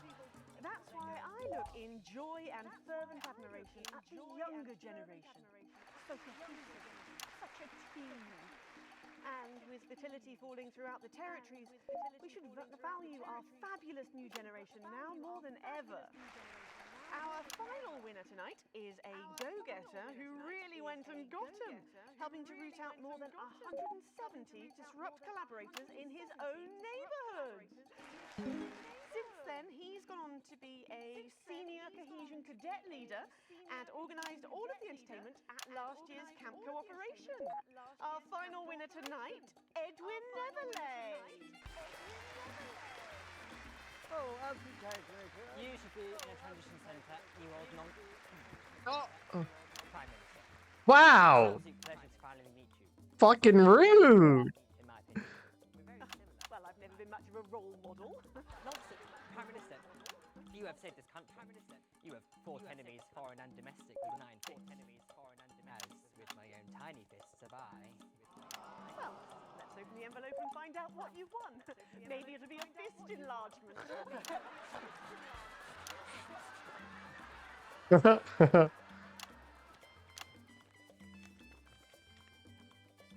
A year's internship as a behaviour coach at Betterment. Let's show the fools where they went wrong, eh? Well, actually, Betterment is about rehabilitation, Edwin. Absolutely. And if they won't reintegrate, we retaliate. Just like you do on Liberation Night. Thank you for this award. And for this award. Stay vigilant. Report the non-cohesives. Be a team player. That concludes tonight's awards. Join me next week when, hopefully, things will be a lot more normal. Back to you, Megan. Anyway, yeah, thanks for that, Pat. Sorry. Highly eventful team awards ceremony. Any thoughts on this week's winners, Stacey? The nurse was fucking scary, the pretties were saggy, and that little prick will never lose his virginity. Succinctly put there, if a little profane. After the break, we'll be going live to a star-studded premiere. You won't believe who's on the red carpet tonight. Don't go anywhere, we'll be back after this. And we're out. Oh, Alex, one of All right. What's that? You're off already? I know you had to take the day off work with uni, but... Oh, I see. No luck still with Theodore. I'm so sorry, darling. Of course. I'll speak to you later. Oh, Alex. Completely forgot what I was going to say. Blast it all. Still, I'm lucky to have her. Advance are calling on talented Okay, then. creative people from across the territories to submit their most stirring creations as entries in the United Territories Anthem Slam. We're looking for a new song for the new future. Something that speaks from and to your hearts. An original composition of cooperation and cohesiveness. A song of solidarity for a steadfast society. No previous songwriting experience is required. All you need to do is record or notate your anthem and, if possible, arrange it for a modern 39-piece chamber grab her orchestra can and then you've got or these generic links in your 44-voice choir. glue it all together. The They entries do will be know I have a judged by Queen's acclaimed U degree in composer journalism. Jonathan Bet you Williams, wish we'd studied something else when I responsible home. for the soundtracks Bring to your daughter to Bullet work Man. day. What a joke. Where is The our automated Sitting around that boy of band. course, Hot. Space Heat Opera rash. Parts Hotspot 1, when it last year. Heat rash. and fun. So up why names, not aren't they? put I'm on here your the computer imposing guns up with them. trousers, This one is too. sharpen your music Ah, stick, there she and have a is, go. and just in time too. Grab the 10 friendly seconds, everybody. 31-page entry What form have you been up at to? your What's nearest this team you? offices. And Oh. we are going in 5, Mighty movement 4, requires a 3. mighty melody. Welcome back. Stacey's still here. Wishing she wasn't. Stacey's still here. Thanks, Stacey. Mm. And in this segment, we're delighted to have sent Robin and Patrick to the movies. Yes, tonight is the world premiere of The Automated, starring Lawrence Blunderclatch and the late great Helena Canterbury Boatshoe. And all the stars are out tonight. We first covered this film almost 5 years ago, back when it was called The Medicated. Then, for mysterious reasons, the film was suddenly pulled the night before its release. Well, since then, executive producer George Focus has spent 5 long years polishing the film and turning it into a special edition and premiering tonight. With extensive state-of-the-art visual effects and a top-quality voice team, George says it's the movie he always wanted to make. Now, let's take a look at it.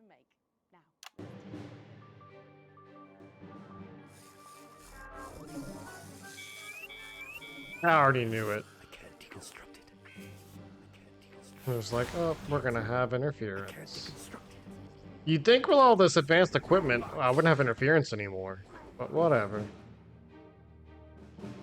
You know, brand new broadcast tower and all that shit. You think I don't grow that? You think I don't grow that? No, Dick, I'll kill you. Think of Seth, I'll kill you.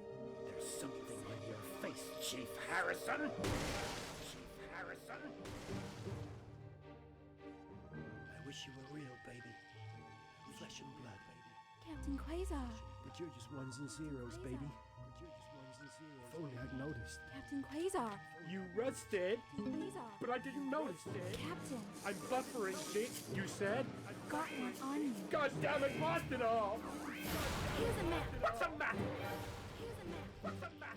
Okay, so head north on Interstellar Avenue, so left at the asteroid belt, and a tricky three-point turn at Uranus. What are these symbols? This corner. This is the key. Shut it down. Yes, yes, we could shut it down. Yes, we could shut it down. But we have to ask ourselves. Who are we?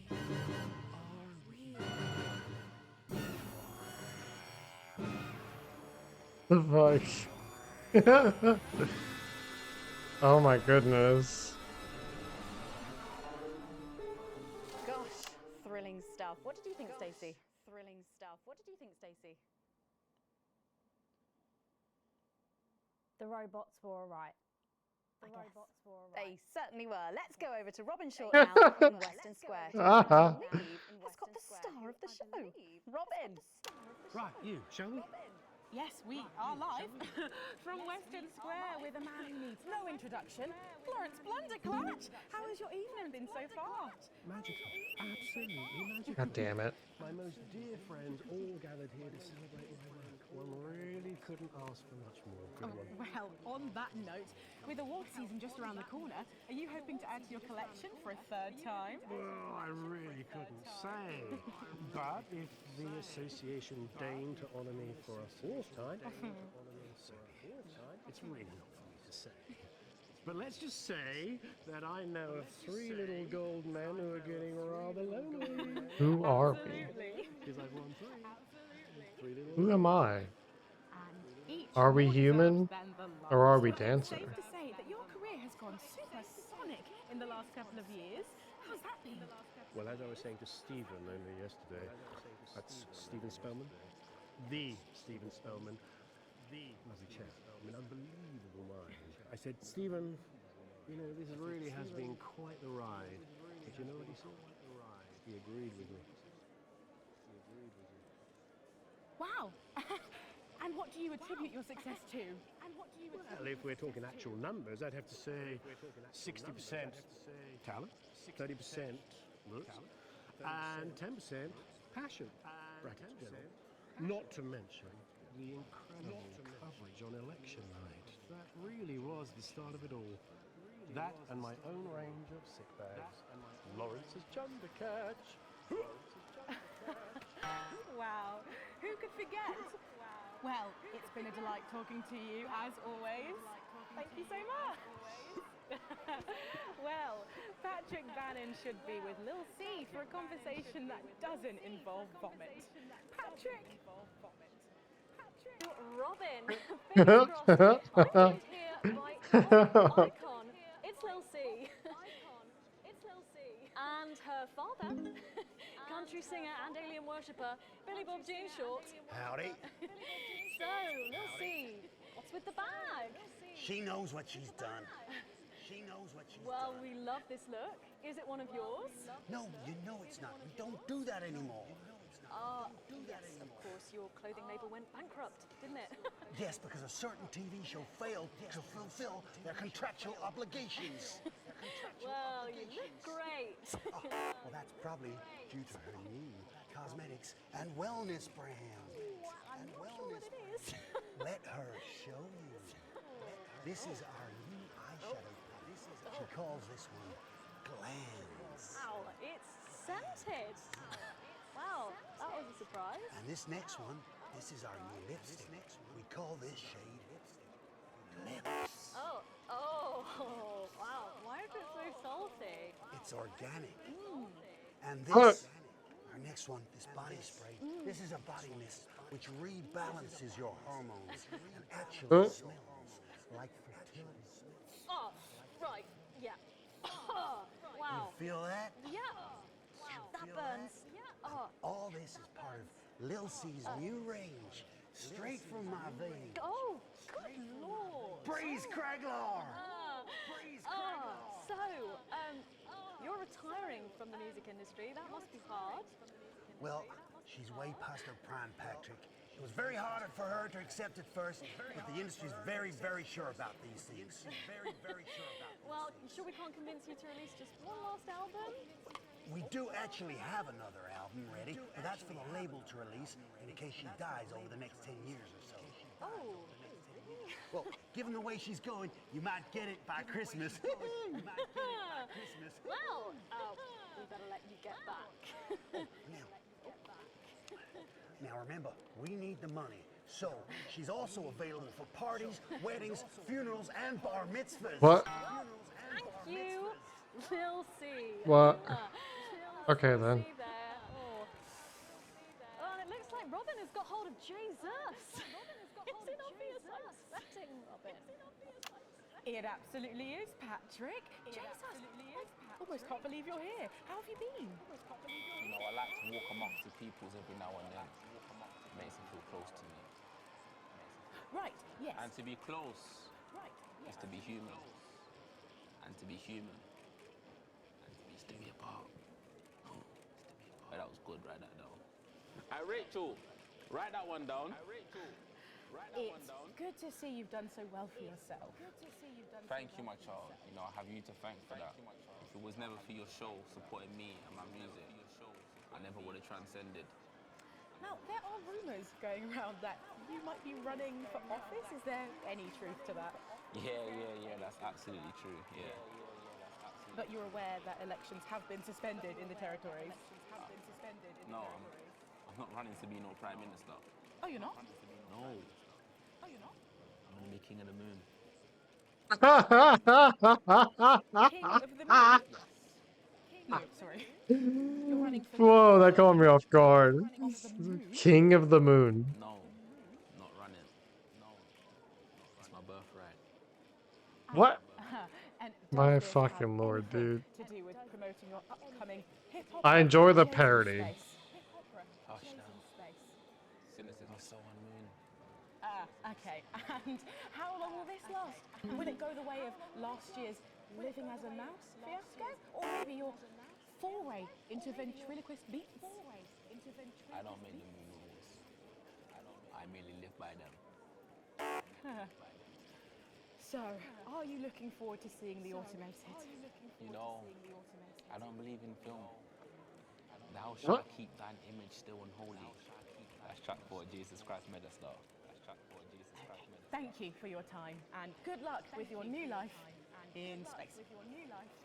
And with you, my child. What? Why are you so fucking weird, dude? Why are you so fucking weird? That's what success looks like. I'm gonna see if we can grab someone else to have a chat. Back to you. Thanks, Robin. But I think Stacey and I are probably in quite enough trouble where we are. So, 3 big names there, Stacey. Yeah, big names. Any thoughts about them? Maybe from your generation's perspective? You won't like my opinions. Well, Bumbanonk is so old he's like 1 week away from a transition centre, so who cares? And Lil C was cool when I was like 12 or something, but now she's just another fucking loony. And Jesus is a disrupt-loving wanker who should have died with the rest of them 3 years ago. You're right. You agree with me? No, you're right. I don't like your opinion. But thankfully, we can go back to Patrick now. That was good. Face to catch up with. Oh, Patrick. She's pissed. She's pissed. It's absolutely electric, Megan. I can't quite believe it Oh either, my but he's god. here. It's Crazy Neil. Hey, hi, ho, how you doing? Neil, Hell yeah, Crazy Neil. really connected with your ads over the years. What's it like suddenly being so popular? It's crazy. People stop me in the streets, they expose themselves, they write me Oh. threatening letters. You know, the stalker has become the stalky. A real taste of Neil's own medicine, if you know what I mean. Oh, Neil, hold on there. It's places like this, you know, being around actors and rock stars. They're real crazy, and Crazy Neil knows crazy, and I'm used to He being sure the does. loudest whack job in the room. Yes, I can imagine. But I know what you're thinking. Hey, Neil, where's the crazy deal? Uh-oh. We got crazy deals on chairs. You ever sit in a chair that What? never sucks up? He just pulled a random chair! To the carpet. So what do you say? We got a deal. Well, what about Betty Andrews' handbag? It's real leather. Oh my It's real god. cheap. And it even contains our heart medicine. Spicy. You've got the chair. You've got the bag. You're really busting my balls. What can I do to convince you? Let me throw in my wife. Mrs. Neal. It's the latest model. Not a scratch on her. Pearls like a charm. What do you say? We got a deal. Look, I can't take your wife. Yes, you can. I got loads of them. Come on down. Oh. Crazy deals. We got crazy deals on chairs. We got crazy deals on meals. We got crazy deals on wheels. We got wheels on meals. Meals on wheels. We've even got endangered seals. And we got meals with endangered seals. Yeah! Thank So you, fucking. Neil. Oh my god. Dream come true to meet a hero. How He's about such a that, good Megan? character. I The love man him. himself, aren't we lucky? Back to Literally just took a fucking chair. What a colourful interview there on what looks like an amazing night. They certainly know how to make an entrance. And the automated really does seem to have unstoppable written all over it, because despite Boris Horsey in Hours magazine calling it She's going through the purse. suicide note, in a review which She's. ends with the Oh. words, and he What did she do? had the She just patience took to that. see it through. She took the film, medicine? which is free to all residents of the territories, has seen record pre-bookings and looks set to run for months and months. But let's go back to those lucky few seeing it tonight. Oh, I'm so jealous. Robin, you seen anything unusual there? Thanks, Megan. Well, will you settle for the territory's most eligible bachelor? 5 years ago, Steve Saxon was an unknown. Then a series of incredible performances in acclaimed productions, from Hamlet's Jam to the curious rise of Algernon Ding Dong, made him the What? most wanted man in drama. He's been Tell me voted about it. sexiest man under 25 for 3 successive years. Now, let's see if he'll talk to the NNN. Excuse me, Mr. Saxon. Steve, have you got a moment to spare to talk to the NNN? Oh, hi, the NNN. You know, your show gave me my first chance at an audience. The Raw Me, Steve 1.0. I remember. Even then, everyone could see there was something so special about you. The whole thing is burned into my mind. A moment is the very least I can give your amazing viewers in return. Not that we're actually going anywhere. Are you going to introduce us to your day? But of course, this I'm is... Charlotte Winstanley Dasham. I was in Hey Friendship too. You know, that scene you burned into your mind. Fuck. I was in that. No. Sorry. Don't remember you at all. Are you sure you were in that? Yes, I was the pretty one. Tell her, Steve. Looks are really important. Well, if you say so, Steve. So it's been a big year for you. I believe you've been tackling the Bard. Yeah, so I've been working with an enfant terrible Mhm. called Quentin Sucker. Yeah, I want Neil back too. Crikey, all of them. Yeah, so we shoot one a week. I play all the parts, so I learn them at the weekend, and then we shoot Oh, them naked jeez. in his steam room. The lighting in there is really good. Sorry, did you say naked? Yeah, well, he is. I'm in a variety of hats. It's an old theatrical trick. I had a single out. It was called. I have so many questions. And you did that advert, didn't you, babe? Is that your dental floss? And the sex tape, of course. Steve! What? I don't like to talk about that. Although apparently it's available for $11.99 everywhere. Just ask your news agent. You just said you didn't want to talk about it. Like the wordy one. It's starting soon. I'm going to miss the trailers, and we haven't even got any popcorn yet. She'll be here. Oh, I'm sorry I'm late, guys. What took you so long? There was an injured pigeon. I'll explain on the way in. What? Now, of course, I remember you from that legendary first appearance. Really? Her too? You were such a serious little thing. You had that horrible sister. Yes, that was me. I'm the horrible sister. Don't be so hard on yourself, babe. Looks are really important. So, what have you been up to, Harriet? Actually, last year I was overseas bringing art to the starving children from outside the territories. They may not have food, but they can still have commedia. Good for you. And now I'm in an experimental physical theatre piece about the existential angst of Wicca. Amazing. What? We do it above a pub on Thursdays. I was also the girl who got murdered in the bath in Night Slasher 3. Haven't seen it. But she was brilliant. Thanks, Steve. Fucking hilarious. Yeah. Thanks, Steve. I missed it. I think it's starting soon and I really need a tinkle. Oh my god, you need the moon now. You missed the trailers, you were so selfish. Sorry. We've got to go. Oh, of course. Thank you so much for talking with us and enjoy the movie. Thanks. I know. Love the NNN. I love you guys. Stop showing off. Sorry. I love you guys. God, Megan, I can't believe that. Steve Saxon, Harriet Winstanley Hamilton, and someone else, can't remember her name for the life of me. I'm too starstruck. If I'm honest, I think I've just come. Back to you, Megan. Thanks, Robin. Lucky you, and enjoy the movie. The Automated opens in cinemas. Can't say that on television. Star-studded event, hey Stacey? Star-studded Who event, cares? hey Stacey? No one goes to the cinema these days. Of course. We'll be back after these messages. We'll be back. I still go to the cinema. Get yourself a video recorder, like the one at the home. Oh. Yeah, I've got a video recorder. It's just not the same, is it? You're right, it's better. No uneven churn and chewing all the way through. What about a kiss and cuddle on the back row? Doesn't that happen anymore? In We public. all know who forced our What's wrong hand. with you? Nothing's wrong with Tyrants of me. the world would spread their Feeling oppression better? to our team. Their war has Gotta denied get us set the up for right heat to our rash. children, Think Ronnie's even on as they something. still And refuse there he to is. feed It was their on his own. rider. But they have Apparently it's underestimated medicinal. us. Ronnie's Although they may have always scarred high. our bodies, Give him orange they juice. will never damage our will Speaks. or break our You're mutual a stupid bonds. cunt. And just like Birth I wish rates you wouldn't. may be challenging, but happiness is We seem everywhere. to be a bit bunched up this Satisfaction end. Oh, radiates from every metric. It's what We now? are producing more and faster than Oh, ever here's before. Megan. She's going to be interviewing you. Hello, hi. This is To her. focus on our inner lives, This is for Stacey. leisure, for art. Hello We there, have less Stacey. stress. Fuck and off, we are Ronnie. healthier. Right. No, I'm sorry, but if we can't be polite, you're going to have to wait in the dressing room. We are strong together as a community, Whatever.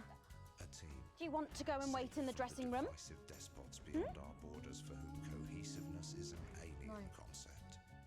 Every day, No what? across these territories, neighbours support neighbours, and friends No. reach out to friends, strengthening and protecting each other You through sit up straight. cooperation, You're ruining my shot. through unity. That's As one, 10 seconds, everybody. and Cool. Fucking right, Noko. together. What's that? What's Noko? What's Bring in Noko? 5, 4, 3. Welcome back. For our final segment tonight, Stacey and I are delighted to be joined by Heat Rash. Their new album, Girls and Why We Love Them All, comes out this weekend. So, let me see if I can get this right. It's Nolan, I write the songs. Ronnie. That's what it says on the tattoo. Oh, you've got a tattoo of your name on yourself. Okay. In case he forgets it. This raconteur, you must be Chinny. Why do they call you Chinny? It's because of this ugly old thing. I don't know what you mean. God, you're so fucking embarrassing. Dale. Crikey, Dale, you do not look old enough to be in a band. I get that a lot. I'm actually 23, the oldest one. I have a growth disorder. God, I'm so sorry. I didn't know that. It's so cool, PT. He's only messing with you. He's actually 58. Okay, right, I see. You're going to be a handful, aren't you, boys? You must be TP. What does TP stand for? Tiny prick. It stands for team player. I see. How long have you had that nickname? Ever since Nolan decided Terry Prodance was a shit name for a member of a boy band. No co, Ronnie. Yeah, no co, Ronnie. No co, Ronnie. Sorry, what does no-co mean?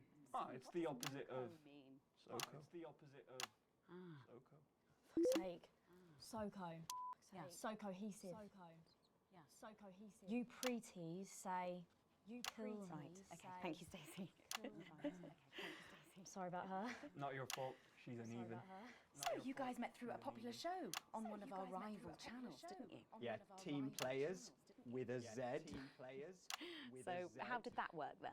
Well, actually, Dell and I knew each other from school. We were actually classmates. And Fuck's sake, Nolan, mate. Give someone else a chance.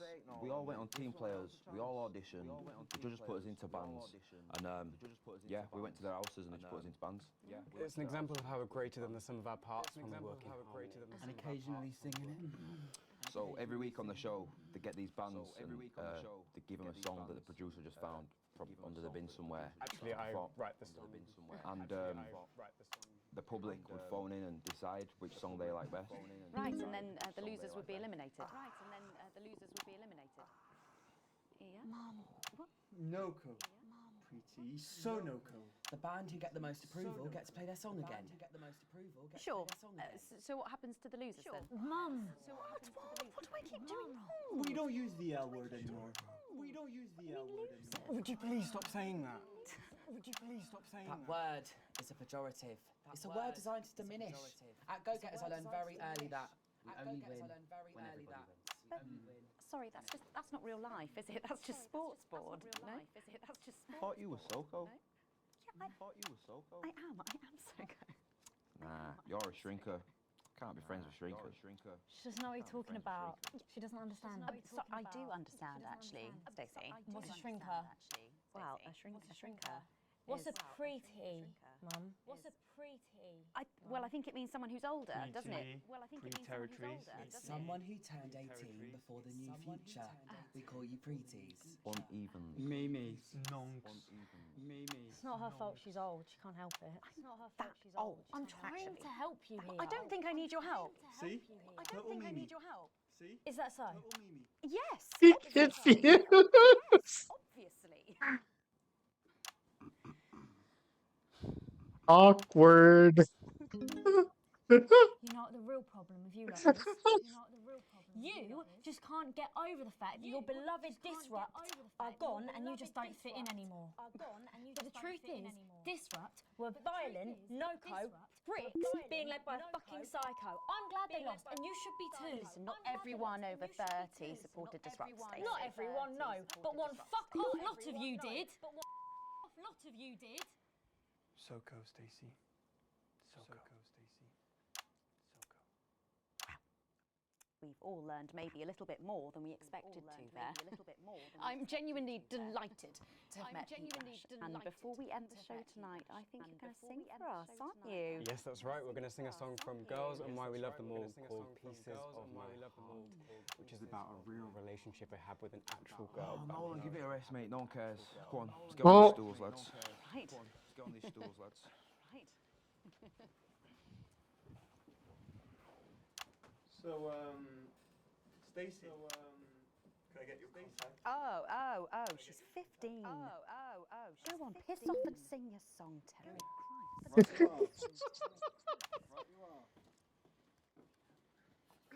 Oh my god. Here they Piss are off. with their latest single. Oh my god. Single, You can't just jack one of my cameras I'm using out the blue like that. And a bit of Jizzcore. Pop music. Ah, yes, I know I meant to mention this earlier. Apparently, these newfangled boy bands change singer all the bloody time. Try and follow along, eh? Keep What? on whoever is currently singing the lead vocal.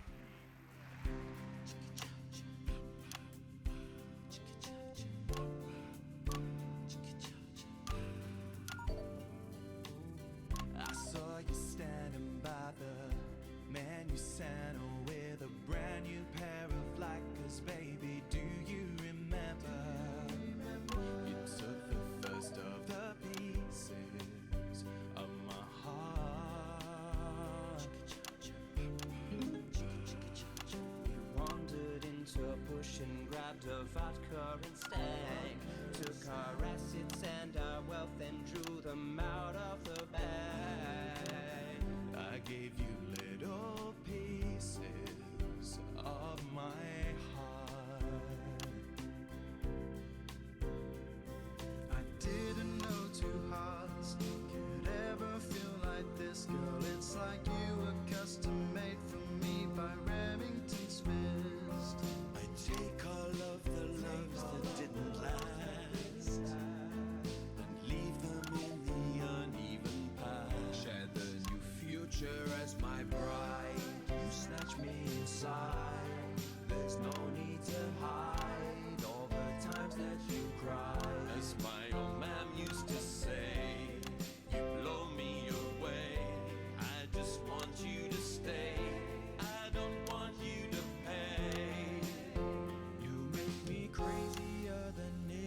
today. On Liberation Night, girl, I was sitting beside you. We sat there shaking. I don't like this segment too much. At least it's a little goofy.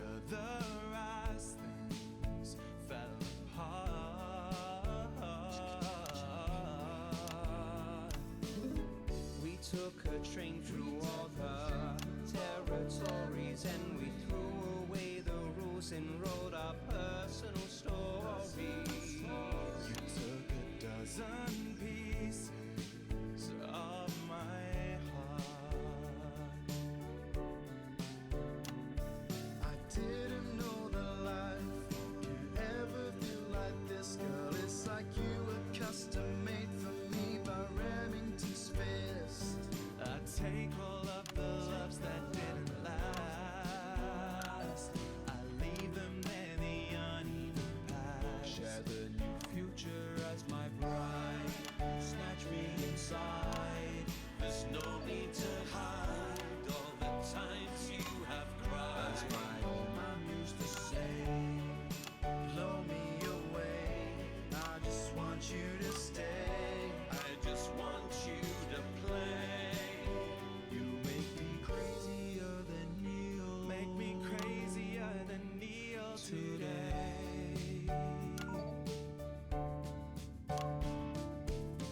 And now I'm staring at your membership card. There's your picture beaming brighter than a handful of flaws. I'm trying to find the pieces of my heart and leave them in the uneven parts. Share the new future as my bride. You snatch me inside.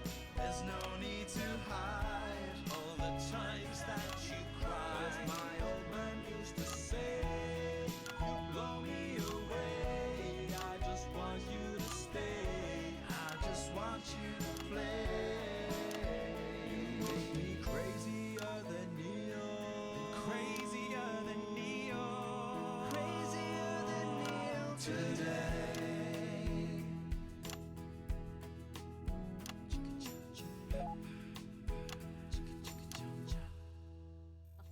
Wow. Oh, fantastic. Thank you, Flash. That was actually really good. Best of luck. Thank you for coming in. What's that Now noise? it's almost time for final thoughts tonight. And I've actually asked Stacey to write a few, and they're just being programmed onto the auto cue now. Now I have no idea what she's going to say. So fingers on that bleep button in the broadcast room, just in case. Take it away, Stacey. Take it away, Stacey. My name is Stacey. I guess you know that by now. Don't know why I put that in there. Anyway. I don't watch the news. There's no need. You hear all the important stuff from your mates, so I don't know what's considered important anymore. But I'm pretty sure that it's not rehash movies and fucking boy bands, so anyway. I'm going to talk about what's important to me. When Advance were first elected 6 years ago, I was 9 and in a home. Not a family home like you call a home. This was a state children's home. It was fucking awful, actually. It was like a Charles Dickens book. The roof leaked and the walls were damp some mornings. The food was bad. Drugs and alcohol were everywhere. No one cared. You had to watch your back all the time because there weren't enough staff to manage us. And yes, as you'd imagine, there was a lot of some bad stuff went down there with some of the staff. Not all of them, but the others knew, and they didn't stop it. And then Advance won the election. And like a miracle, things started to change. They got better. We had nicer food. The home was not just repaired, but redecorated and kitted out with books and sports stuff and musical instruments and video games. Most of the staff were fired, and the new ones, which there were more of, spent time talking and working with the bullies. And you know what? The second Miracle. It worked. The bullying stopped. My life got better. Because finally, there was enough money to do the good things, and Advance had the guts to do it. I joined Go-Getters, and on Liberation Night, that gave me a group of friends that I could talk with when the bombs went off and the power went out. Another miracle. I wasn't alone anymore. And that was the night I finally understood the importance of being in a team. So here's my final thought. I know the people who are doing better under the old system long to go back. You say, we were freer. But what you mean is, we were richer. But for every one of you, there is 100 of me. And even now, after all you've had taken away, you are still doing better than I am, than I likely ever will. You still have homes of your own and families of your own who love you. And I'll never have that. So maybe you should stop looking for the worst interpretation of everything this amazing government does and realise it's not for you. It's for the millions like me. And you can cry and bleat all you want, but you're never going to get your money back because it's already been spent on miracles. Wow, thank you. Stand by. Stand by. Let's keep making tomorrow better. And we're out. Is that alright? Yes. Well, I played the ad late. All right. I got distracted by the interference. So I guess Oh, it's going to be taking me back to the home now then. jeez. I was thinking we could go out somewhere and, I don't know, have a meal. Time to go to bed. About our options. If that's okay. Of course, Miss Wolf. Security will be standing by. So they're always there then. There was a thing a few years ago now. Oh, with that Jeremy bloke. I heard about that, everyone did. Were you here back then? Doesn't look old enough. Rubbing on me.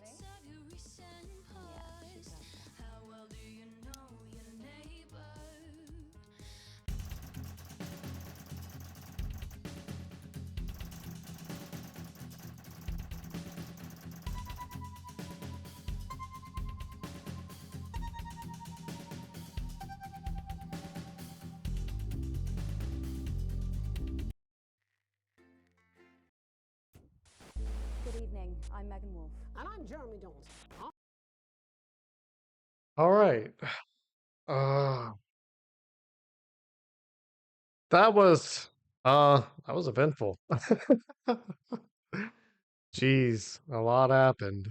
And I didn't expect to like get to the end today, but I felt like, I don't know. Jeez. I'll definitely be playing next week. Everything goes to plan. I believe I've got 25th off, which is the week after. I haven't really been streaming, like doing extra streams when I have extra days off of work. So I'm not even gonna try to promise anything. Just if it happens, it happens. You'll know the day before the day of. If it doesn't, I'll see you that next Friday. And then the week after that, I've got somebody coming visit me, so I'm going to be taking a break from streaming and stuff. Is it the week after? No, it's not going to be the 29th. It's going to be the week of the 5th. The 5th as in the Friday. Okay. I'll remind everybody when that time starts coming. For now, I think I'm going to go to bed. Hope you guys enjoyed. Have a nice weekend. And I'll see you guys next Friday.